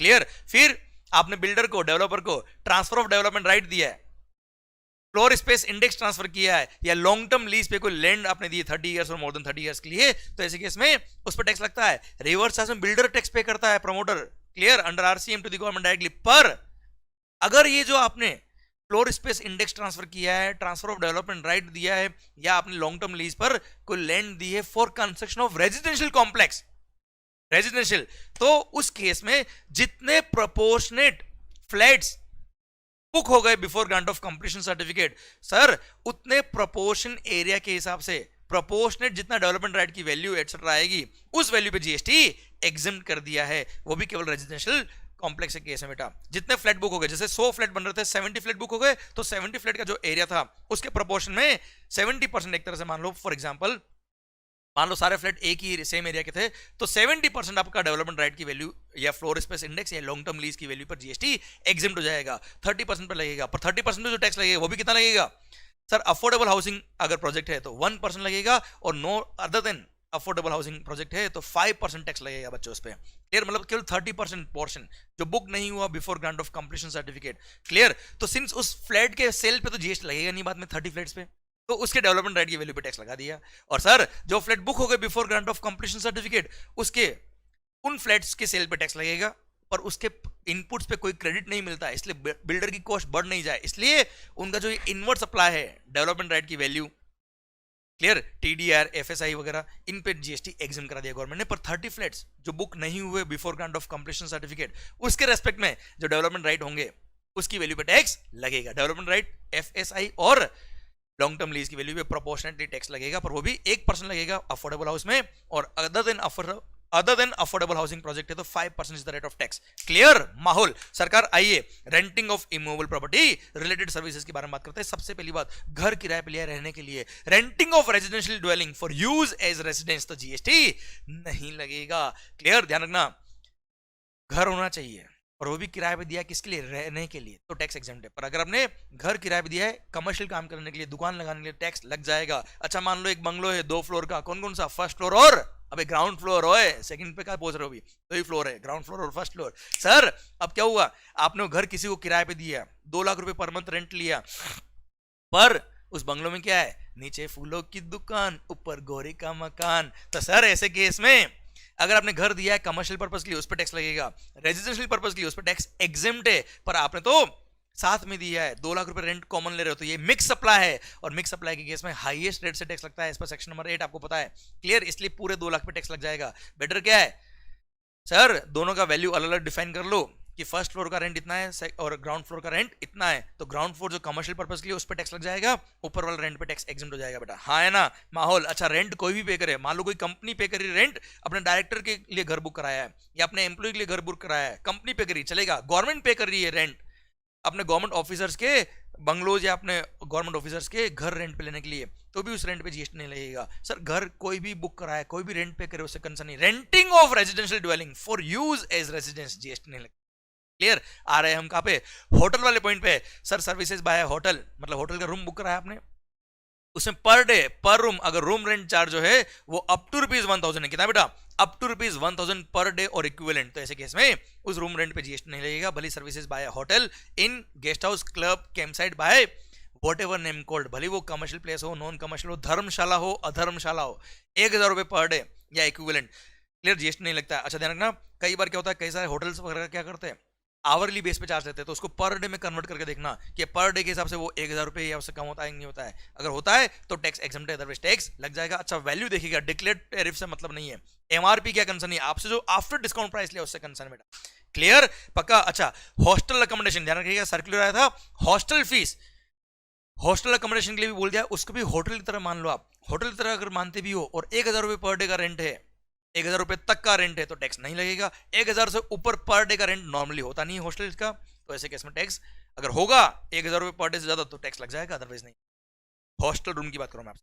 आइए अगली बात, services by person by way of conduct of any religious ceremony, religious ceremony conduct कराने के लिए आपने पैसा दिया पंडित जी को, तो टैक्स नहीं लगेगा। ध्यान रखना, religious ceremony depends on religious text to religious text, धर्म धर्म पे डिपेंड करता है। सारे धर्म एक है, सब धर्मों का हमें सम्मान है, हम सब धर्मों का आदर करते हैं, और उन धर्मों के लिए किसी भी धर्म में कोई रिलीजियस सेरेमनी हो रही है उसके लिए पंडित जी ने जो पैसा लिया उस पर जीएसटी नहीं लगेगा, because that is for conduct of religious ceremony. अच्छा ध्यान रखिएगा, धर्म कोई भी हो, ये 3 इवेंट, बर्थ, सुसाइड और डेथ, सॉरी बर्थ, मैरिज और डेथ, सर ये तीनों इवेंट के लिए अगर आपने पंडित जी से कोई सर्विसेज लिए तो उनकी फीस पे जीएसटी नहीं लगेगा। क्लियर, जस्ट किडिंग, ओके बेटा। सरकार आइए, अब आ रहा है पॉइंट क्या, renting of precincts of a religious place, renting of what, precincts मतलब area of a religious place which is meant for general public, तो ऐसे केस में जो आपने रेंट चार्ज किया उस पर जीएसटी नहीं लगेगा। पर ध्यान रखना, ये रिलीजियस प्लेस का जो आपने एरिया रेंट पे लिया है उसका रूम रेंट, सर उसके लिए रेस्ट्रिक्शन बोल दी, अगर रूम रेंट 1000 तक का तो टैक्स नहीं लगेगा, उससे ऊपर तो टैक्स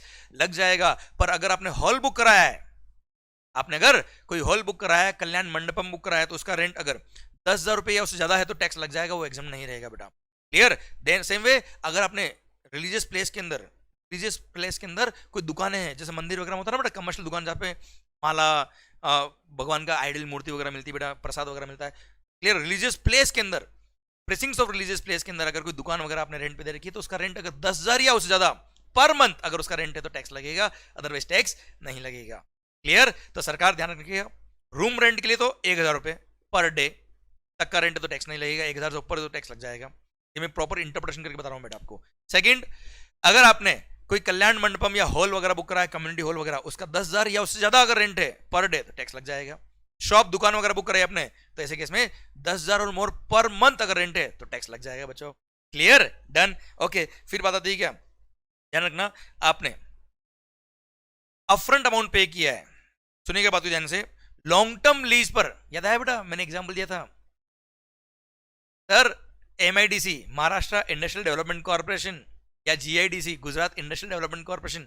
क्लियर, सुनेंगे बच्चों ध्यान से, इंडस्ट्रीज को डेवलप करने के लिए या फाइनेंशियल सेक्टर को डेवलप करने के लिए गवर्नमेंट ने लॉन्ग टर्म लीज पे आपको कोई sir long term lease 30 years और मोर देन 30 इयर्स के लिए कोई लैंड या कोई प्लॉट आपको रेंट पे दिया है, लीज पे दिया है, तो सर उस पर टैक्स नहीं लगेगा। पर हाँ ध्यान रखना, किस लिए दिया है बेटा, development of infrastructure for financial business या डेवलपमेंट ऑफ इंडस्ट्रीज बेटा, उसके लिए प्लॉट दिया है। किसने दिया है, state government, industrial development corporation या अंडरटेकिंग या by any other entity having 20% और more equity participation of central government, state government, union territory, directly हो या through an entity which is wholly owned by central government, state government या union territory. तो ऐसे case में जो long term lease के लिए आपने अपफ्रंट अमाउंट पे किया उस पर जीएसटी नहीं लगेगा। अच्छा, एक सर्कुलर था वो बोलता है क्या, अपफ्रंट अमाउंट जो आप पे करते हो, वन टाइम जो पेमेंट होता है वो भले ही आप इंस्टॉलमेंट में पे कर रहे हो तो भी चलेगा साहब, अपफ्रंट अमाउंट के अमाउंट पे जीएसटी नहीं लगेगा। अब कई सारी इंडस्ट्री में उस अपफ्रंट अमाउंट को प्रीमियम बोलते हैं, सलामी, कोस्ट, डेवलपमेंट चार्जेस और एनी अदर नेम, किसी भी नाम से बोलो बेटा, जो वन टाइम चार्ज होता है लॉन्ग टर्म लीज के लिए 30 इयर्स और मोर देन 30 इयर्स के लिए, तो उस अमाउंट पे जीएसटी नहीं लगेगा। और हाँ, कंडीशन ये है कि जो एग्रीमेंट बनेगा उस एग्रीमेंट में क्लियर कंडीशन लिखी जाएगी कि सरकार जिस पर्पस के लिए वो प्लॉट या लैंड आपको दिया गया उसी पर्पस के लिए वो काम आए, किसी और पर्पस के लिए काम आएगी तो ऐसे केस में हम आपसे टैक्स रिकवरी करेंगे along with interest. Second thing ध्यान रखिएगा, अगर जिस पर्सन ने वो लैंड या वो प्लॉट लीज पे लिया है गवर्नमेंट से, वो अगर सब लीज करता आगे तो वो भी सब लीज करते वक्त अपने एग्रीमेंट में वो कंडीशन लिखेगा कि ये प्लॉट का यूज जिस पर्पस के लिए हमको अलाउड किया गया है उसी पर्पस के लिए हो, किसी और पर्पस के लिए होगा तो टैक्स पे करना पड़ेगा विद इंटरेस्ट। क्लियर, और इसको मॉनिटर करेगा state government, sir state government इसको मॉनिटर भी करेगा। ओके डन सरकार, ये रेंटिंग से रिलेटेड बातें हो गई। अब रेंटिंग से रिलेटेड आगे जो मैंने पॉइंट दे रखे वो सारे पॉइंट रिपीट किए जो मैंने एग्रीकल्चर के टाइम आपको पढ़ाए थे बेटा। जैसे मेरे किसान हूं बेटा, खेती करने के लिए जमीन नहीं है, मैंने खेत किराए पे लिया आपसे बेटा, टैक्स नहीं लगेगा। Clear, storage warehousing of agriculture produce, rice, cereals, pulses, याद है बेटा, ड्राई फ्रूट्स वगैरह, इनका आपने स्टोरेज किया है, स्टोरेज चार्ज पे जीएसटी नहीं है, ये पॉइंट याद दे रखे वापस से बेटा। ओके आइए अब अगले सेक्टर की तरफ बात करते हैं हम। बहुत बड़ा पॉइंट शुरू होने वाला है, government related services. Government related services ध्यान रखना, बड़ा सेक्टर मतलब बड़े बहुत सारे पॉइंट मैंने इसमें क्लब किए हुए, गवर्नमेंट रिलेटेड जितने भी पॉइंट सब मैंने यहां क्लब किए। सुनिएगा दिल थाम के, फर्स्ट पॉइंट सबसे इंपॉर्टेंट पॉइंट है, all the services provided by central government, state government, union territory और local authority are exempt from GST. All the services by, ध्यान से सुनिएगा ये पॉइंट समझ में आगे वाला सर 15-20 पॉइंट अपना समझ में आएंगे। All the services by the central government, state government, union territory और local authority are exempt from GST except following 4, मतलब इन 4 केस में टैक्स लगेगा, अदरवाइज कभी भी टैक्स नहीं लगेगा। वो 4 कौन कौन से, अब हम बात करें क्या, वो 4 केस में टैक्स लगेगा। First, services by department of post by way of speed post, express parcel post, life insurance और agency services provided to any person other than central government, state government और union territory. Clear, speed post वगैरह पे tax लगेगा बेटा, ध्यान रखना। Services by department of post by way of speed post, express parcel post, life insurance और agency services, इन्हीं पे टैक्स है। इसके अलावा स्पीड पोस्ट, इसके अलावा पोस्ट ऑफिस डिपार्टमेंट की अदर सर्विस पे टैक्स नहीं है। Then sir service in relation to transport of goods और passengers, then service in relation to vessel और aircraft whether within the precincts of the port और airport और outside the port या airport. Then इन 3 के अलावा, दिल थाम के सुनेगा, इन 3 के अलावा एनी अदर सर्विस, इन 3 के अलावा any other service to business entity will be chargeable to GST. इन 3 के अलावा any other service to business entity will be chargeable to GST. और खास बात सर, ये 3 जो ऊपर वाली सर्विस थी ये तो सारे ही केस में टैक्सेबल है, और यहां पे फॉरवर्ड चार्ज मैकेनिज्म लगता है और गवर्नमेंट खुद लायबल है टैक्स पे करने के लिए। पर ये लास्ट जो पॉइंट मैंने बोला है, any other service to business entity, ऐसे केस में टैक्स लगेगा और वो भी रिवर्स चार्ज मैकेनिज्म में लगेगा। और बिजनेस एंटिटी जो रजिस्टर्ड है अंडर जीएसटी, वो जो business entity recipient under GST वो टैक्स पे करेगा। और हाँ, इसमें एक एक्सेप्शन है, रेंटिंग ऑफ इमूवेबल प्रॉपर्टी, ध्यान रखिएगा, renting of immovable property to business entity tax तो लगेगा, पर वहां पे रिवर्स चार्ज लगेगा अगर वो बिजनेस एंटिटी जीएसटी में रजिस्टर्ड है तो, और अगर वो बिजनेस एंटिटी जीएसटी में रजिस्टर्ड नहीं है तो ऐसे केस में renting of immovable property to business entity tax लगेगा, पर वहां पे गवर्नमेंट खुद टैक्स पे करेगा under forward charge mechanism. Okay बच्चों, सर अगला पॉइंट आता है क्या, सर सिंस ध्यान रखना any of the service to business entity tax लगेगा, वो भी रिवर्स चार्ज में, तो सर बहुत बड़ी हेडेक हो जाएगी उन छोटे बिजनेसमैन को जिनका काम बहुत छोटा होता है, जिनका प्रीवियस फाइनेंशियल में एग्रीगेट टर्नओवर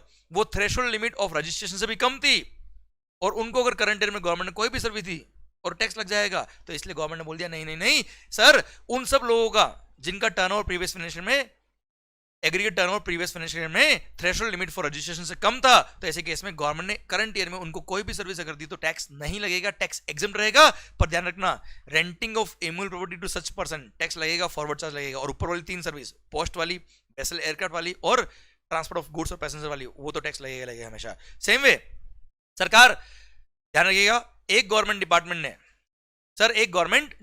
ने दूसरे गवर्नमेंट डिपार्टमेंट को services by central government, state government, union territory या local authority to central government, state government, union territory या local authority will be exempt from GST. पर ये पॉइंट ऊपर वाले 3 पॉइंट पे अप्लाई नहीं होता है। ऊपर वाले 3 पॉइंट कौन से बेटा, पोस्ट, वेसल एयरक्राफ्ट और transport of goods. Clear, transport goods और पैसेंजर, इनके केस में टैक्स लगेगा भले गवर्नमेंट ने गवर्नमेंट को सर्विस दी। अच्छा एक बात तो ध्यान रखिएगा, अगर गवर्नमेंट ने सर्विसेज दी किसी भी पर्सन को, बिजनेस एंटिटी को, क्लियर, तो टैक्स लगता है, रिवर्स चार्ज में रेसिपिएंट टैक्स पे करेगा, अगर वो प्रीवियस ईयर में उसका turnover threshold limit for registration से अबव था तो टैक्स लगेगा, रिवर्स चार्ज लगेगा। पर अगर सर्विस की value is up to ₹5,000 per transaction, तो सर उस अमाउंट पे जीएसटी एग्जम्प्ट कर दिया गवर्नमेंट ने। पर हाँ, अगर कंटिन्यूअस सप्लाई ऑफ सर्विस है तो ₹5,000 पर एनम देखा जाएगा, ₹5,000 पर एनम देखा जाएगा। पर हाँ, जो ऊपर वाली 3 सर्विसेज, कौन सी, पोस्ट वाली, वेसल एयरक्राफ्ट वाली और ट्रांसपोर्ट ऑफ गुड्स पैसेंजर वाली, उसमें तो 5,000 क्या कितना भी ₹10 की ट्रांजेक्शन का वैल्यू क्यों ना हो, टैक्स लगेगा। क्लियर, वहां पे 5,000 वाला एग्जम्पशन नहीं लगता, वहां तो वैसे भी फॉरवर्ड चार्ज लगता है बेटा। Clear, done. ओके सर ध्यान रखना, अब कुछ एग्जम्पशन और आ रहे हैं, जैसे sir basic services by way of issuance of passport, visa, driving license, birth certificate और death certificate exempt from GST। Sir food FSSAI ने सर्विसेज दी है, तो सर उसने जो भी चार्ज किया है, होता है ना टेस्टिंग वगैरह के लिए बेटा, फूड की क्वालिटी वगैरह के लिए, तो लाइसेंस देने के लिए उन्होंने जो भी फीस चार्ज किया उस पर जीएसटी नहीं लगेगा। सेबी ने कोई भी पैसा चार्ज किया है, जीएसटी ने, सेबी याद है बेटा, जो भी पैसा चार्ज किया उस पर जीएसटी नहीं लगेगा। IRDA ने इंश्योरेंस से जो पैसा लिया उस पर जीएसटी नहीं लगेगा। National centre for colds and development authority ने जो पैसा लिया उस पर जीएसटी नहीं लगेगा। सर इस तरह की जो बेसिक सर्विसेज गवर्नमेंट की, जो any other service to business entity के स्कोप में आ रही थी, इसलिए गवर्नमेंट ने अलग से पॉइंट देके एग्जाम कर दिया। पीएफ का अमाउंट कंट्रीब्यूट किया है, जीएसटी नहीं लगेगा। ESIC का अमाउंट कंट्रीब्यूट किया है, जीएसटी नहीं लगेगा। किसी भी एक्ट में, किसी भी लॉ की वजह से अगर आपको रजिस्ट्रेशन कराना पड़ रहा है, रजिस्ट्रेशन फी है गवर्नमेंट की कोई, सर उस पर कोई टैक्स नहीं लगेगा। अगर फैक्ट्रीज के अंदर कोई टेस्टिंग कराया है, कैलिब्रेशन, सेफ्टी चेक या सर्टिफिकेशन रिलेटिंग टू प्रोटेक्शन और सेफ्टी ऑफ द एम्प्लॉय और वर्कर्स और कंज्यूमर्स और पब्लिक एट लार्ज के लिए कोई इन्होंने लाइसेंस फी लिया है या फायर लाइसेंस एटसेट्रा, उसके लिए जो फीस लिया है उस पर जीएसटी नहीं लगेगा। अच्छा ध्यान रखना बेटा, जो सीड सर्टिफिकेशन होता है बेटा, सीड सर्टिफिकेशन भी यहाँ पे कवर हो जाएगा और एग्जामिशन के अंदर सर कवर होके उस पर टैक्स नहीं लगाएंगे बेटा। क्लियर, ये सर एक सर्कुलर था बेटा। ओके, सरकार ध्यान रखना, coal mines provident fund organisation ने जो भी फीस लिया, कॉन्ट्रीब्यूशन लिया, उस पर जीएसटी नहीं लगेगा। नेशनल पेंशन सिस्टम ट्रस्ट ने जो भी कॉन्ट्रीब्यूशन लिया है उस पर जीएसटी नहीं लगेगा। Then sir RTI right to information act के थ्रू अगर आपने कोई इन्फॉर्मेशन मंगाने के लिए कोई फीस दिया उस पर जीएसटी नहीं लगता।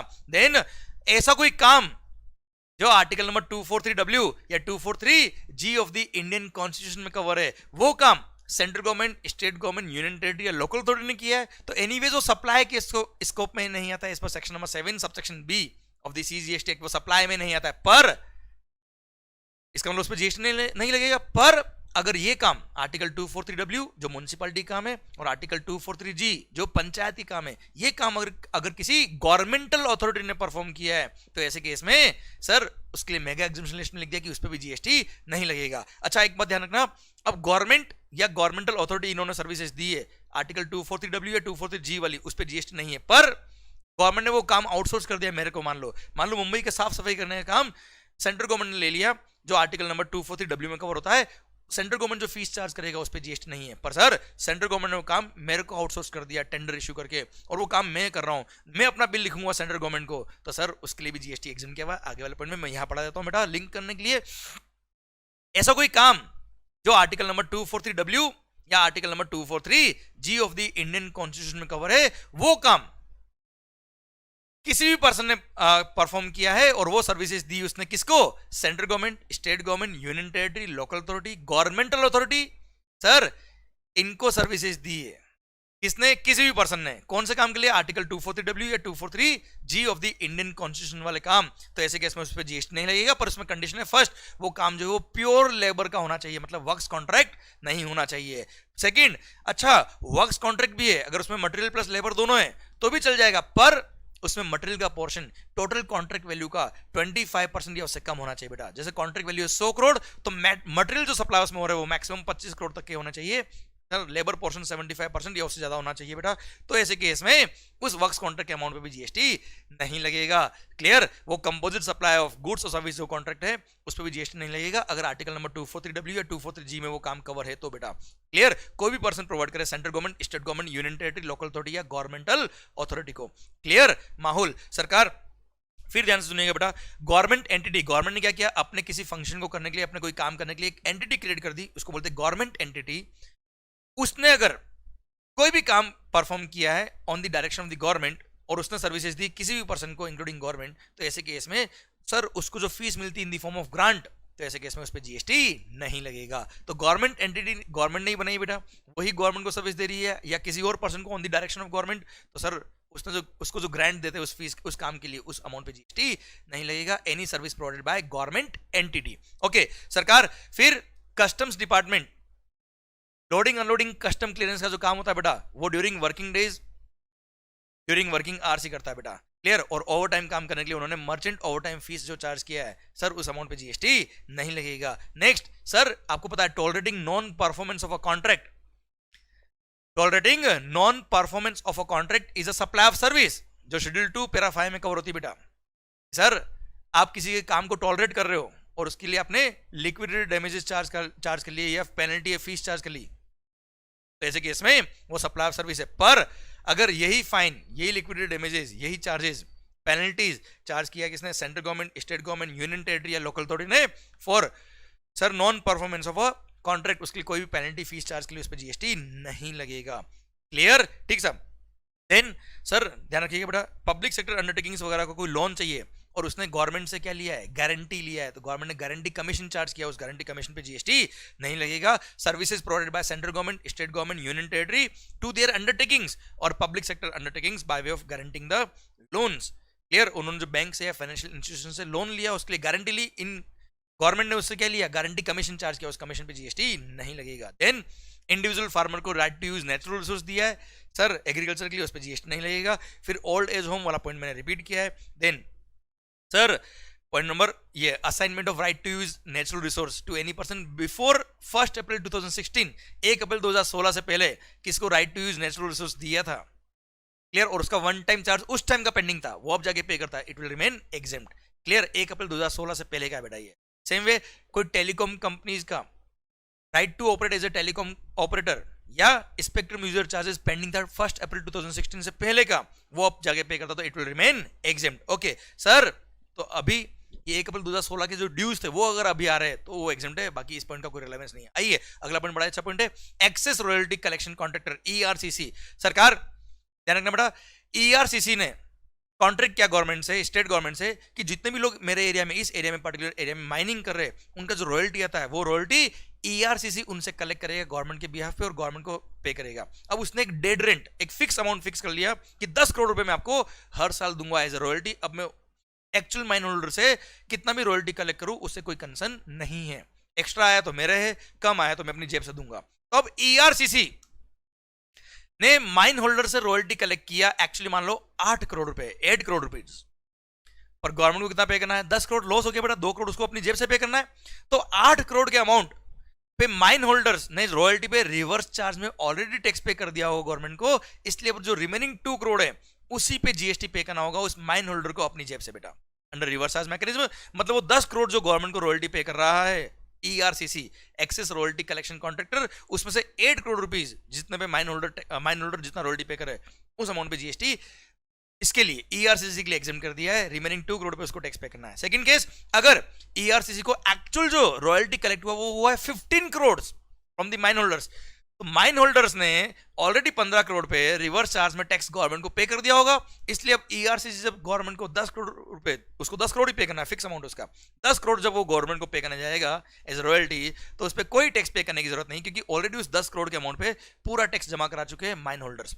क्लियर? तो जितने अमाउंट पे माइन होल्डर टैक्स पे कर रहे हैं उतने अमाउंट पे ईआरसीसी को टैक्स पे करने की जरूरत नहीं है, जितना वो गवर्नमेंट को रॉयल्टी पे कर उसमें से बेटा। क्लियर? डन। सरकार उसके बाद में अपफ्रंट अमाउंट जो मैं आपको ऑलरेडी पढ़ा चुका हूं 30 इयर्स और मोर देन 30 इयर्स के लिए बेटा, एमआईडीसी वाला एग्जांपल। ओके, देन ट्रांसमिशन और डिस्ट्रीब्यूशन ऑफ इलेक्ट्रिसिटी। अच्छा ध्यान रखिएगा बेटा, जहां पे भी पॉइंट रिपीट होता है अपने इस बुक के अंदर मैंने क्या किया, इंडस्ट्री स्पेसिफिक पॉइंट्स को मैंने क्लब किया है। तो कोई पॉइंट अगर इस इंडस्ट्री से रिलेटेड भी है और इस इंडस्ट्री से रिलेटेड भी है, तो दोनों जगह मैंने वो पॉइंट लिखे, आपको पता है बेटा।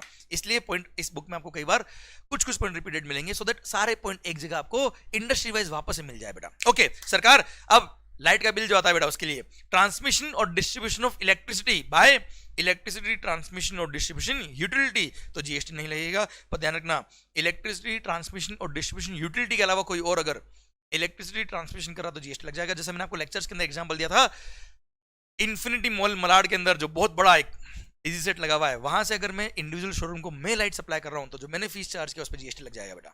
क्लियर? क्योंकि मैं इलेक्ट्रिसिटी ट्रांसमिशन और डिस्ट्रीब्यूशन यूटिलिटी नहीं हूं। क्लियर? सेम वे जो हमने बात करी थी कि फार्मर ऑफ दी देश का जो फार्मर है उसकी ट्यूबवेल तक जो इलेक्ट्रिसिटी डिस्ट्रीब्यूशन नेटवर्क को डिस्ट्रीब्यूट करने का फीस इन्होंने चार्ज किया है, वहां पे जो पिलर्स वगैरह इंस्टॉलेशन करने के लिए चार्ज लिए उस पर जीएसटी नहीं लगेगा।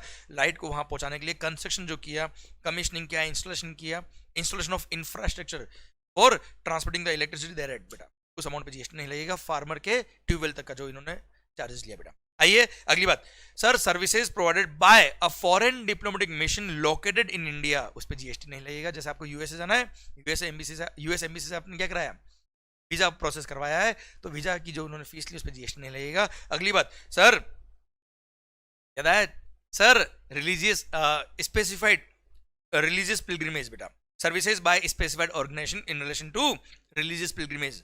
सर मुस्लिम धर्म के लिए हज की यात्रा बेटा, क्लियर, वो गए थ्रू हज कमेटी और स्टेट कमेटी सरकार, तो उसके थ्रू अगर आप गए तो जीएसटी नहीं लगता। सेम वे सर जो तीर्थ बने हुए हिंदुओं के Kailash Mansarovar, Kumaon Mandal Vikas Nigam limited, a government of Uttarakhand undertaking, इसके थ्रू अगर आप सर रिलीजियस पिलग्रिमेज के लिए गए तो जीएसटी नहीं लगेगा, अदरवाइज किसी और के थ्रू जाओगे तो जीएसटी लग जाएगा।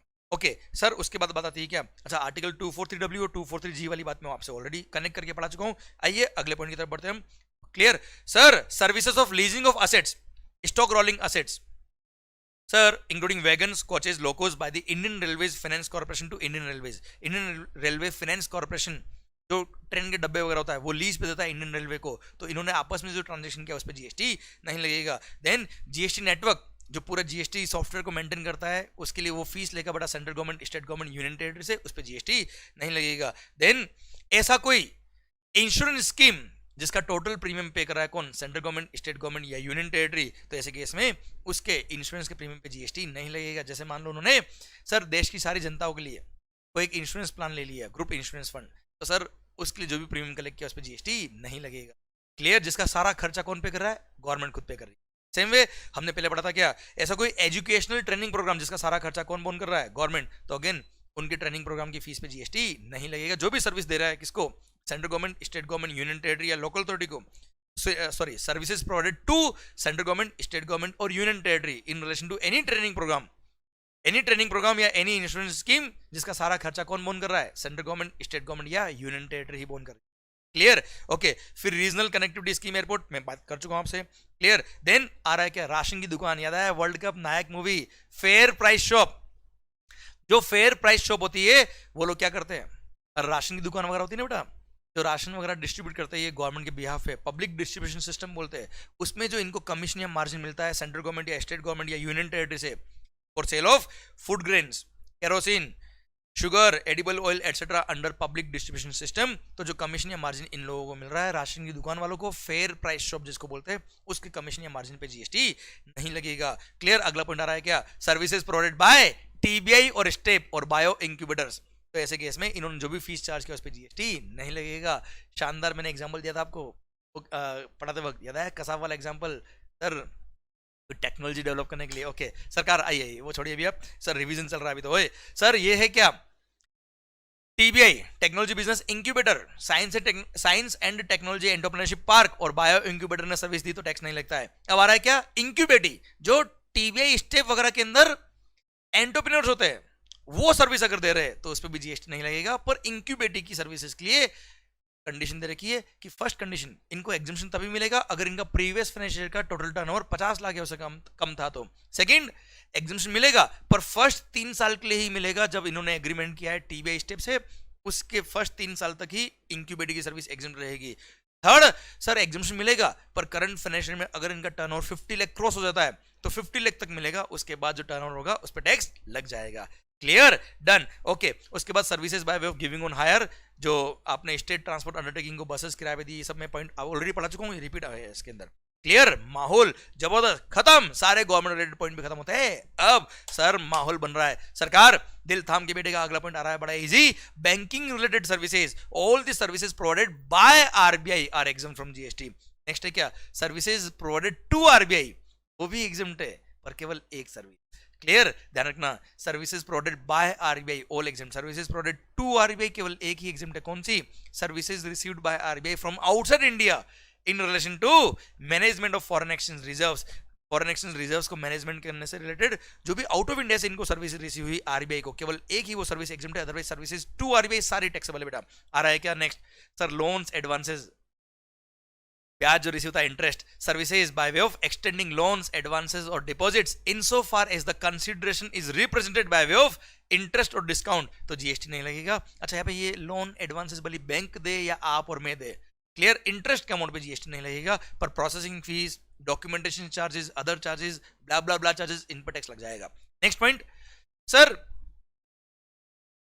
Foreign exchange brokers, money changers, इन्होंने क्या किया, जो फॉरेन एक्सचेंज कन्वर्जन का कमीशन चार्ज करते हैं लोग, उस पर जीएसटी लगता है, पर एक फॉरेन एक्सचेंज मनी चेंजर बोलते हैं बेटा इसको, सर एक मनी चेंजर या एक ऑथराइज्ड बैंक ने दूसरे मनी चेंजर या दूसरे बैंक को सर फॉरेन एक्सचेंज कन्वर्जन की सर्विसेज दी, उसके लिए कमीशन चार्ज किया, उस कमीशन पे टैक्स नहीं लगेगा।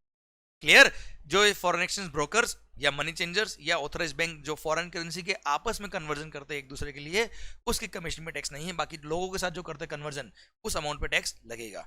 क्लियर, आइए बच्चों ध्यान रखिए बेटा, क्रेडिट कार्ड के लिए अलग से बोल दिया कि क्रेडिट कार्ड का जो इंटरेस्ट होता है उसके लिए डिपार्टमेंट बोल दिया उस इंटरेस्ट को हम टैक्स लगाएंगे, क्योंकि वो एक हैवी इंटरेस्ट होता है, वो इंटरेस्ट के नाम पे आप हैवी चार्जेस ले रहे हो कस्टमर से, हम उस पर टैक्स लगाएंगे, दिमाग खराब मत करना। अच्छा, repo transactions, reverse repo transaction, ये क्या है, these are lending of the funds to RBI and by RBI, again ये क्या होता है, इंटरेस्ट होता है, इंटरेस्ट के अमाउंट पे वैसे भी जीएसटी नहीं लगता है।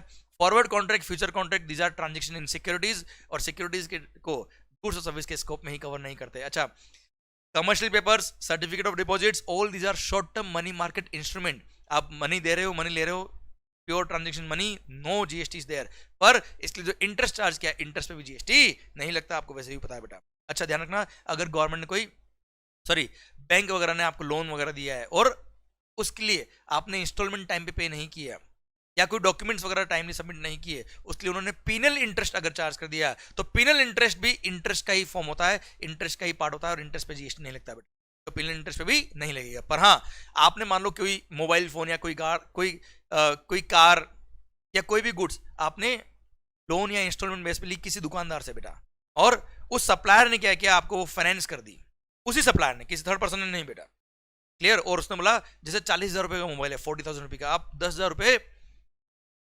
40,000 का मोबाइल है बेटा, क्लियर, आप अभी नहीं दे पा रहे हो, तो उसने बोल दिया काम करना 4 महीने में पे कर देना 11,000 ईच, तो एक तरह से 4,000 रुपए उसका क्या हो गया, इंटरेस्ट हो गया, और सर वो 11,000 रुपए आपको दे रहा है बेटा पर मंथ की इंस्टॉलमेंट पे मोबाइल आपको, तो वो आप मुझे बताओ वहां पे जो 4,000 रुपए जो एक्स्ट्रा उसने लिया वो इंटरेस्ट के नाम पे लिया, पर किसने लिया है बेटा, वो लिया है किसने भाई, शॉपकीपर ने, दुकानदार ने। और आपको पता है जो भी सप्लायर गुड्स बेचता है, सर्विसेज बेचता है, वो over and above the price अगर कोई इंटरेस्ट चार्ज करता है, कोई फीस चार्ज करता है, लेट पेमेंट चार्जेस चार्ज करता है, तो वो वैल्यू का पार्ट बनता है। तो इसलिए उसने जो इंटरेस्ट चार्ज किया, या मान लो वो इंस्टॉलमेंट पे करने में आप लेट हो गए, कोई इंस्टॉलमेंट पे करने में लेट हो गए, तो उसके लिए 2,000 रुपए उसने एक्स्ट्रा ले लिए, तो that will also form part of value of supply, उस पर जीएसटी लगेगा। पर यही अगर उस दुकान वाले ने बजाज फाइनेंस वाले को बोला होता कि इसको लोन दे दे भैया, बजाज फाइनेंस वाले ने उस दुकानदार को तो 40,000 इंस्टेंट दे दिए, और आपने बजाज फाइनेंस से लोन लिया है, और बजाज फाइनेंस से अगर आपने लोन लिया, Bajaj finance is just an example, और फाइनेंस कंपनी ने अगर आपको लोन दिया है तो उसने जो इंटरेस्ट चार्ज किया, इस पे इंटरेस्ट पे जीएसटी नहीं लगता। और कभी आपने इंस्टॉलमेंट लेट पे करी, उसके लिए उसने पेनल इंटरेस्ट चार्ज कर लिया, तो वो भी इंटरेस्ट का ही पार्ट बनता है, और इंटरेस्ट पे जीएसटी नहीं लगता, क्योंकि लोन देने पे वो इंटरेस्ट है, इसलिए जीएसटी नहीं लगता। यही अगर वो दुकानदार या शॉपकीपर सप्लायर खुद इंटरेस्ट चार्ज करता तो उसको वैल्यू का पार्ट बनाते हैं हम, as per section 15 subsection 2 close D. आपको पता है सप्लायर ने अगर, सप्लायर ऑफ गुड्स और सर्विस ने अगर कोई इंटरेस्ट या लेट पेमेंट फी चार्ज करी होती तो वो वैल्यू का पार्ट बनता है, उस पर जीएसटी लगता है। और यही अगर कोई फाइनेंस कंपनी ने अगर लोन वगैरह दिया होता है, उसने कोई गुड्स तो बेचा नहीं बेटा आपको, तो ऐसे केस में पेनल इंटरेस्ट पे जीएसटी नहीं लगेगा, वो इंटरेस्ट का पार्ट बनेगा, इंटरेस्ट पे जीएसटी एग्जम्प्ट होता है बेटा। बहुत अच्छा बेटा। माहौल सरकार, आइए अगले पॉइंट की तरफ बढ़ते हैं बेटा। सर, प्रधानमंत्री जनधन योजना के थ्रू अगर आपने basic saving bank deposit account खुलवाया है, उसके लिए बैंक ने कोई जो भी बैंकिंग चार्जेस चार्ज किए उस पर जीएसटी नहीं लगता। Then sir, government card payment को प्रमोट कर रही है, तो इसलिए गवर्नमेंट ने क्या बोला सर, जब डीमोनेटाइजेशन हुआ था तब ये पॉइंट आया था बेटा। गवर्नमेंट ने बोला जब आप कार्ड से पेमेंट करते हो, तो जैसे मान लो आप किसी शोरूम पे गए, उसके पास मशीन है पोर्श, उसको स्वैप किया आपने, आप अपने कार्ड को आपने स्वैप किया, और वो पेमेंट उस पर्सन को मिल जाएगा, शोरूम वाले को। मान लो शोरूम वाले के पास बैंक था, एचडीएफसी बैंक का वो पोर्श मशीन था, तो एचडीएफसी बैंक को बोलेंगे क्या, एक्वायरिंग बैंक। आपका बैंक था मान लो एसबीआई, तो जब कार्ड आपने स्वैप किया, उसमें शॉपिंग का अमाउंट जो आपने ट्रांजेक्शन किया है, जो परचेसिंग किया है, उसका अमाउंट अगर 2,000 रुपए तक का है, तो उसके लिए जो भी उस एक्वायरिंग बैंक ने जिस बैंक का वो मशीन है, वो ये 2% या 1% चार्ज लेते बेटा, तो वो बैंक चार्ज पर क्लियर जीएसटी नहीं लगेगा। इसको बोलते हैं मर्चेंट बैंकिंग चार्जेस। क्लियर, अगर ट्रांजेक्शन का अमाउंट 2,000 रुपए तक का है, तो जो उसके लिए कमीशन लिया होगा 30-40 रुपए, उस 30-40 रुपए के अमाउंट पे जीएसटी नहीं लगेगा। देन आ रहा है क्या sir, services provided by the business facilitator or a business correspondent to a banking company with respect to its accounts in the rural area branch, तो जीएसटी नहीं है। सेम वे सर, ध्यान रखिएगा बेटा, बिजनेस फैसिलिटेटर और business correspondent service दी है to a banking company in relation to its accounts in the rural area branch. Second sir, अगर इन बिजनेस फैसिलिटेटर या बिजनेस कॉरेस्पॉन्डेंट ने अपने इंटरमीडिएट अपॉइंट कर दिए, तो वो इंटरमीडिएट ने सर्विस दी होगी किसको, बिजनेस फैसिलिटेटर या बिजनेस कॉरेस्पॉन्डेंट को, तो उस पर भी टैक्स नहीं लगेगा। Same way sir, insurance company को अगर बिजनेस फैसिलिटेटर या कॉरेस्पॉन्डेंट ने सर्विस दी है, तो भी टैक्स एग्जाम किया है, पर उसके इंटरमीडिएट को अलग से एग्जाम नहीं किया बेटा। इंश्योरेंस कंपनी के केस में केवल बिजनेस फैसिलिटेटर और बिजनेस कॉरेस्पॉन्डेंट की सर्विस पे ही जीएसटी एग्जाम है बेटा। ओके क्लियर, अच्छा ध्यान रखना बेटा। बिजनेस फैसिलिटेटर और बिजनेस कॉरेस्पॉन्डेंट सर्कुलर आया हुआ है, ये लोग जो फीस लेंगे वो बैंक से लेंगे या इंश्योरेंस कंपनी से लेंगे, वो कस्टमर से, अकाउंट होल्डर से कोई फीस नहीं ले सकते। अकाउंट होल्डर से जो फीस लेना वो बैंक लेगा। क्लियर, ओके सरकार, अब आ रहा है क्या, इंश्योरेंस रिलेटेड सर्विसेज। सुनने के बाद को ध्यान से, जनरल इंश्योरेंस की फॉलोइंग सर्विसेज। अच्छा सर, जनरल इंश्योरेंस की फॉलोइंग सर्विसेज, यहाँ पे 19 पॉइंट दिए हुए जनरल इंश्योरेंस की, ध्यान रखना, वो जस्ट क्लिक करना चाहिए एग्जाम के अंदर, हाँ ये एग्जाम है नहीं है, आपको कुछ भी रटने की जरूरत नहीं, कोई फॉर्मूला बना के, कोई नाम याद करके इनको रटने की जरूरत नहीं बेटा, बस 2 बार पढ़िएगा इसको, नाम क्लिक करेंगे एग्जाम में, यहाँ ये एग्जाम है नहीं है। Following insurance schemes of the general insurance are exempt from GST. What insurance scheme, cattle insurance under Swarna Jayanti Gram Swarozgar Yojana, exempt under GST. Clear. Then scheme for insurance of tribals, Janta personal accident policy and Gramin accident policy, group personal accident policy for self-employed women, agricultural pump set and failed well insurance, premium collected on export credit insurance, restructured weather-based crop insurance scheme approved by the government of India and implemented by the Ministry of Agriculture. Then Jan Arogya Bima policy, प्रधानमंत्री फसल बीमा योजना। ध्यान रखना, ये कुछ schemes इस तरह की जिनको गवर्नमेंट प्रमोट करना चाहता है, इसलिए इनके नाम ही याद रखने हैं। यहाँ लॉजिक केवल एक है, government want to promote these insurance scheme. ये गरीब लोगों के लिए, जरूरतमंदों के लिए बेटा, जिन स्कीम्स को गवर्नमेंट को प्रमोट करना है, जनता तक पहुंचाना है, उन स्कीम्स को सर उसके प्रीमियम पे जीएसटी एग्जाम किया, सो दैट प्रीमियम पे 18% जीएसटी का बर्डन नहीं बढ़ जाए कंज्यूमर्स पे बेटा, इसलिए क्लियर, यही लॉजिक है और कोई लॉजिक नहीं है, आपको नाम याद रखने पड़ेंगे बेटा।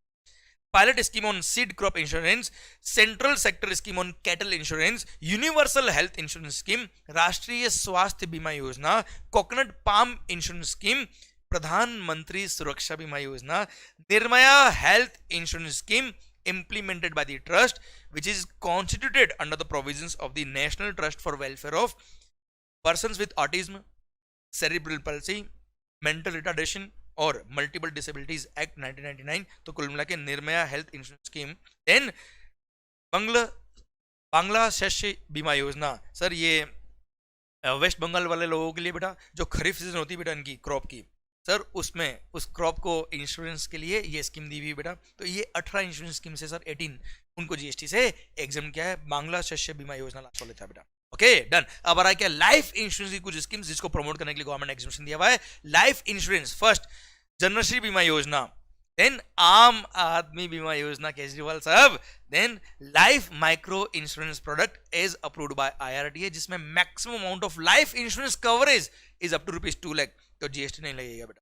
देन वरिष्ठ पेंशन बीमा योजना, प्रधानमंत्री जीवन ज्योति बीमा योजना, प्रधानमंत्री जनधन योजना, प्रधानमंत्री वया वंदन योजना, इन सब के इंश्योरेंस के प्रीमियम जीएसटी एग्जाम किया हुआ है। देन सब ध्यान रखना, ये जो हमने पॉइंट पढ़े, इसके बाद है जो हमने पॉइंट गवर्नमेंट पॉइंट के टाइम पढ़ा था, ऐसा कोई इंश्योरेंस स्कीम जिसका total premium is paid by the central government और स्टेट गवर्नमेंट और यूनियन टेरिटरी, तो ऐसे इंश्योरेंस स्कीम के लिए जो भी प्रीमियम चार्ज किया होगा उस पर जीएसटी नहीं लगेगा। और ये तीनों पॉइंट जो हमने इंश्योरेंस के पढ़े, इनका री इंश्योरेंस अगर किसने किया है तो री इंश्योरेंस के अमाउंट पे जो प्रीमियम चार्ज किया है उस पर भी जीएसटी नहीं लगेगा। देन पॉइंट नंबर 5 होता है क्या, अटल पेंशन योजना। अटल पेंशन योजना में आपने जो भी कॉन्ट्रीब्यूशन किया है जीएसटी नहीं लगेगा। नेक्स्ट है any pension scheme of the state government, उसमें कोई भी कॉन्ट्रीब्यूशन अगर आपने दिया है तो उस पर भी जीएसटी नहीं लगेगा। देन सर आपने देखे होंगे आर्मी वाले, अच्छा उससे पहले एक पॉइंट और है बेटा, services of life insurance business provided by way of annuity under the national pension system which is regulated by the respective act, तो ऐसे केस में भी जीएसटी नहीं लगेगा। फिर आर्मी, नेवी, पुलिस वाले, इनके लिए सेंट्रल आर्म्ड फोर्सेज, इनके लिए जो ग्रुप इंश्योरेंस फंड होता है लाइफ इंश्योरेंस के लिए, उस पर भी जीएसटी नहीं लगता, पढ़ लीजिए। Services of life insurance business provided और agree to be provided by the army, naval और air force group insurance funds to its member, GST नहीं लगता। Same way life insurance to naval group, life insurance provided by the naval group insurance fund to the personnel of coast guard, GST नहीं लगेगा। Same way life insurance provided by the central armed police forces under the ministry of home affairs, ministry of home affairs, तो ऐसे case में central armed forces का जो life insurance होता है under their group insurance, तो उस पर भी जीएसटी नहीं लगेगा। देन पॉइंट रिपीट किए हुए हैं, ईएसआईसी का कंट्रीब्यूशन किया जीएसटी नहीं लगता है। आईआरडीए को कोई पैसा दिया है उस पर जीएसटी नहीं लगेगा। IRDA sir insurance regulatory and development authority ने जो भी गवर्निंग फीस चार्ज किया है इंश्योरेंस वगैरह से, उस पर जीएसटी नहीं लगता। और बिजनेस फैसिलिटेटर और business correspondent of insurance company और उसके लिए अगर रूरल एरिया के लिए अगर इन्होंने सर्विसेज दी है तो ऐसे केस में जीएसटी नहीं लगता। ये पॉइंट रिपीट किए बेटा जो ऑलरेडी हमने कवर किए थे, पर इंश्योरेंस रिलेटेड थे इसलिए मैंने यहां दे रखे। ओके सरकार, अब कुछ मिसलिनियस पॉइंट्स और बचे, मेगा एग्जामिनेशन लिस्ट पूरा खत्म होने वाला है बच्चा। आइए सर कुछ पॉइंट और जो बचे उसके बारे में बात करते हैं हम। सबसे पहली बात, ट्रांसफर ऑफ गोइंग कंसर्न, अगर आपने कोई बिजनेस है वो एज ए गोइंग कंसर्न किसी को ट्रांसफर कर दिया या उसका कोई पार्ट आपने as a going concern transfer कर दिया, तो सर वो सप्लाई के स्कोप में आता है। टेक्निकली बात करें तो पर उसको टैक्स से बाहर रखना था, इसलिए गवर्नमेंट ने बोल दिया transfer of a going concern as a whole और an independent part thereof will not be chargeable to GST. Then अब लॉयर्स की बात आ रही बेटा, लॉयर्स एडवोकेट, ध्यान रखिएगा बात को बेटा। Sir all the services provided by the, दिल थाम के ध्यान दर, टेक्निक समझा रहा हूं मैं, all the services provided by the advocates और फर्म ऑफ एडवोकेट्स और अ सीनियर एडवोकेट और एनी आर्बिट्रल ट्रिब्यूनल, इन लोगों ने किसी को भी सर्विस दी है सर वो एग्जम्प्ट रहेगी। केवल एक केस में टैक्स लगेगा, कब? अगर service recipient is a business entity जिसका प्रीवियस फाइनेंशियल ईयर में aggregate turnover threshold limit for registration से ज्यादा था, तो ऐसे केस में टैक्स लगेगा और वो भी रिवर्स चार्ज मैकेनिज्म में लगेगा। और वो रेसिपिएंट जो बिजनेस एंटिटी जिसका turnover more than threshold limit for registration था, तो सर उसी को टैक्स पे करना अंडर रिवर्स चार्ज मैकेनिज्म। मतलब advocates, senior advocates, firm of advocates या आर्बिट्रल ट्रिब्यूनल को जीएसटी में कभी जीएसटी पे करने की लायबिलिटी नहीं आएगी, कभी जीएसटी में रजिस्ट्रेशन कराने की रिक्वायरमेंट नहीं आएगी। बिकॉज सुप्रीम कोर्ट का एक जजमेंट आया था 8-10 साल पहले कि sir lawyers are helping the courts in giving justice to the public, इसलिए उनकी सर्विस पे टैक्स नहीं लगाना चाहिए। इसलिए उस पॉइंट को ध्यान में रखते हुए गवर्नमेंट ने बोल दिया हम लॉयर की सारी सर्विस को टैक्स एग्जाम करते हैं, पर एक केस में टैक्स लगेगा, अगर recipient is a business entity जिसका turnover more than threshold limit था in the previous financial year, तो टैक्स लगेगा और वो भी रिवर्स चार्ज में वो बिजनेस एंटिटी टैक्स पे करेगी बेटा। क्लियर? अच्छा अब इसमें एडिशनल पॉइंट क्या क्या बेटा, advocate, form of advocate, senior advocate या आर्बिट्रल ट्रिब्यूनल, इन्होंने सर्विस दी किसको?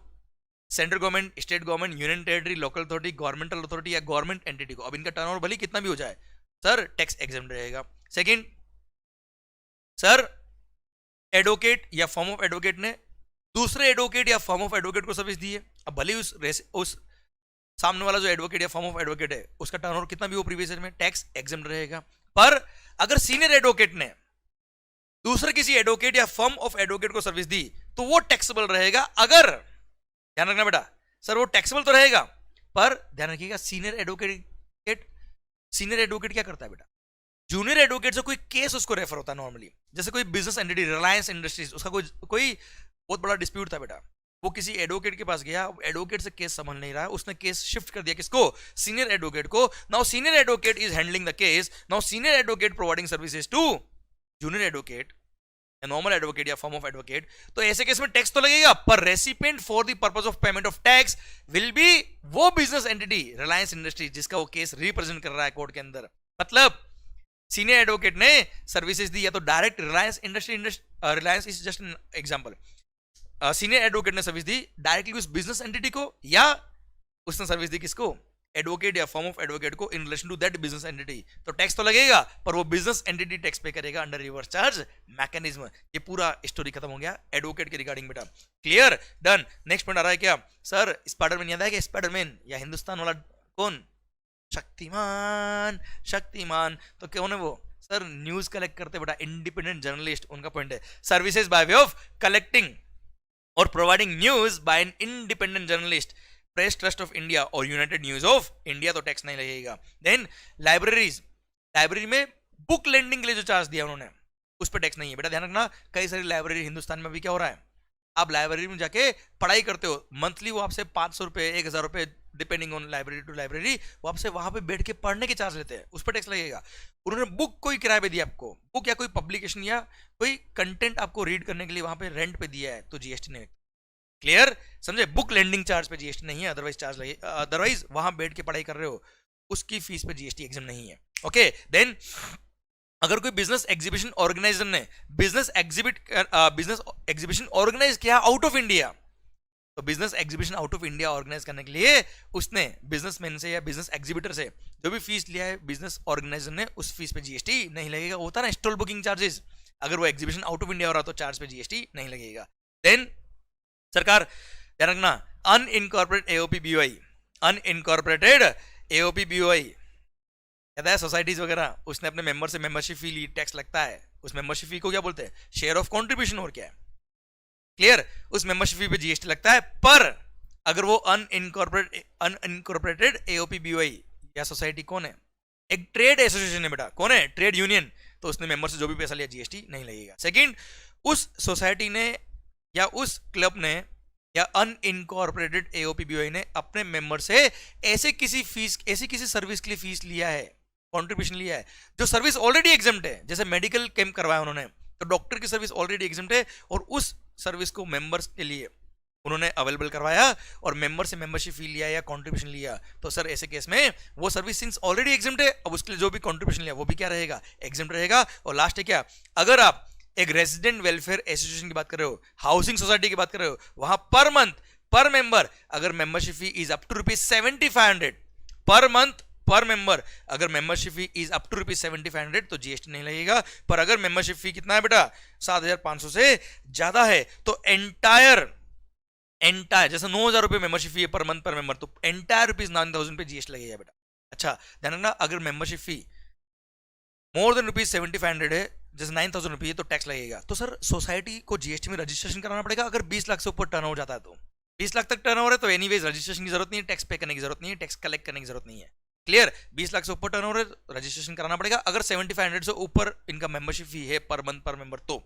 क्लियर? अगर all services are exclusively exempt, बात ही खत्म, रजिस्ट्रेशन की जरूरत आएगी नहीं। अच्छा अगर मानो रजिस्टर्ड है, इनकी मेंबरशिप फी पर मंथ पर मेंबर 7500 से अबव है, टैक्स लगेगा। तो इन्होंने जितनी भी इनवर्ट सप्लाई लिया है उस पर जो भी टैक्स पे किया, जैसे लिफ्ट मेंटेनेंस की सर्विसेज ली है, गार्डन मेंटेनेंस की सर्विसेज ली है, जो भी सर्विसेज इन्होंने ली है उन पे अगर परचेज पे टैक्स पे कर रहे हैं तो सर सेल पे जो टैक्स पे कर रहे हैं उसके लिए आईटीसी मिल जाएगा, कोई दिक्कत वाली बात नहीं बच्चों।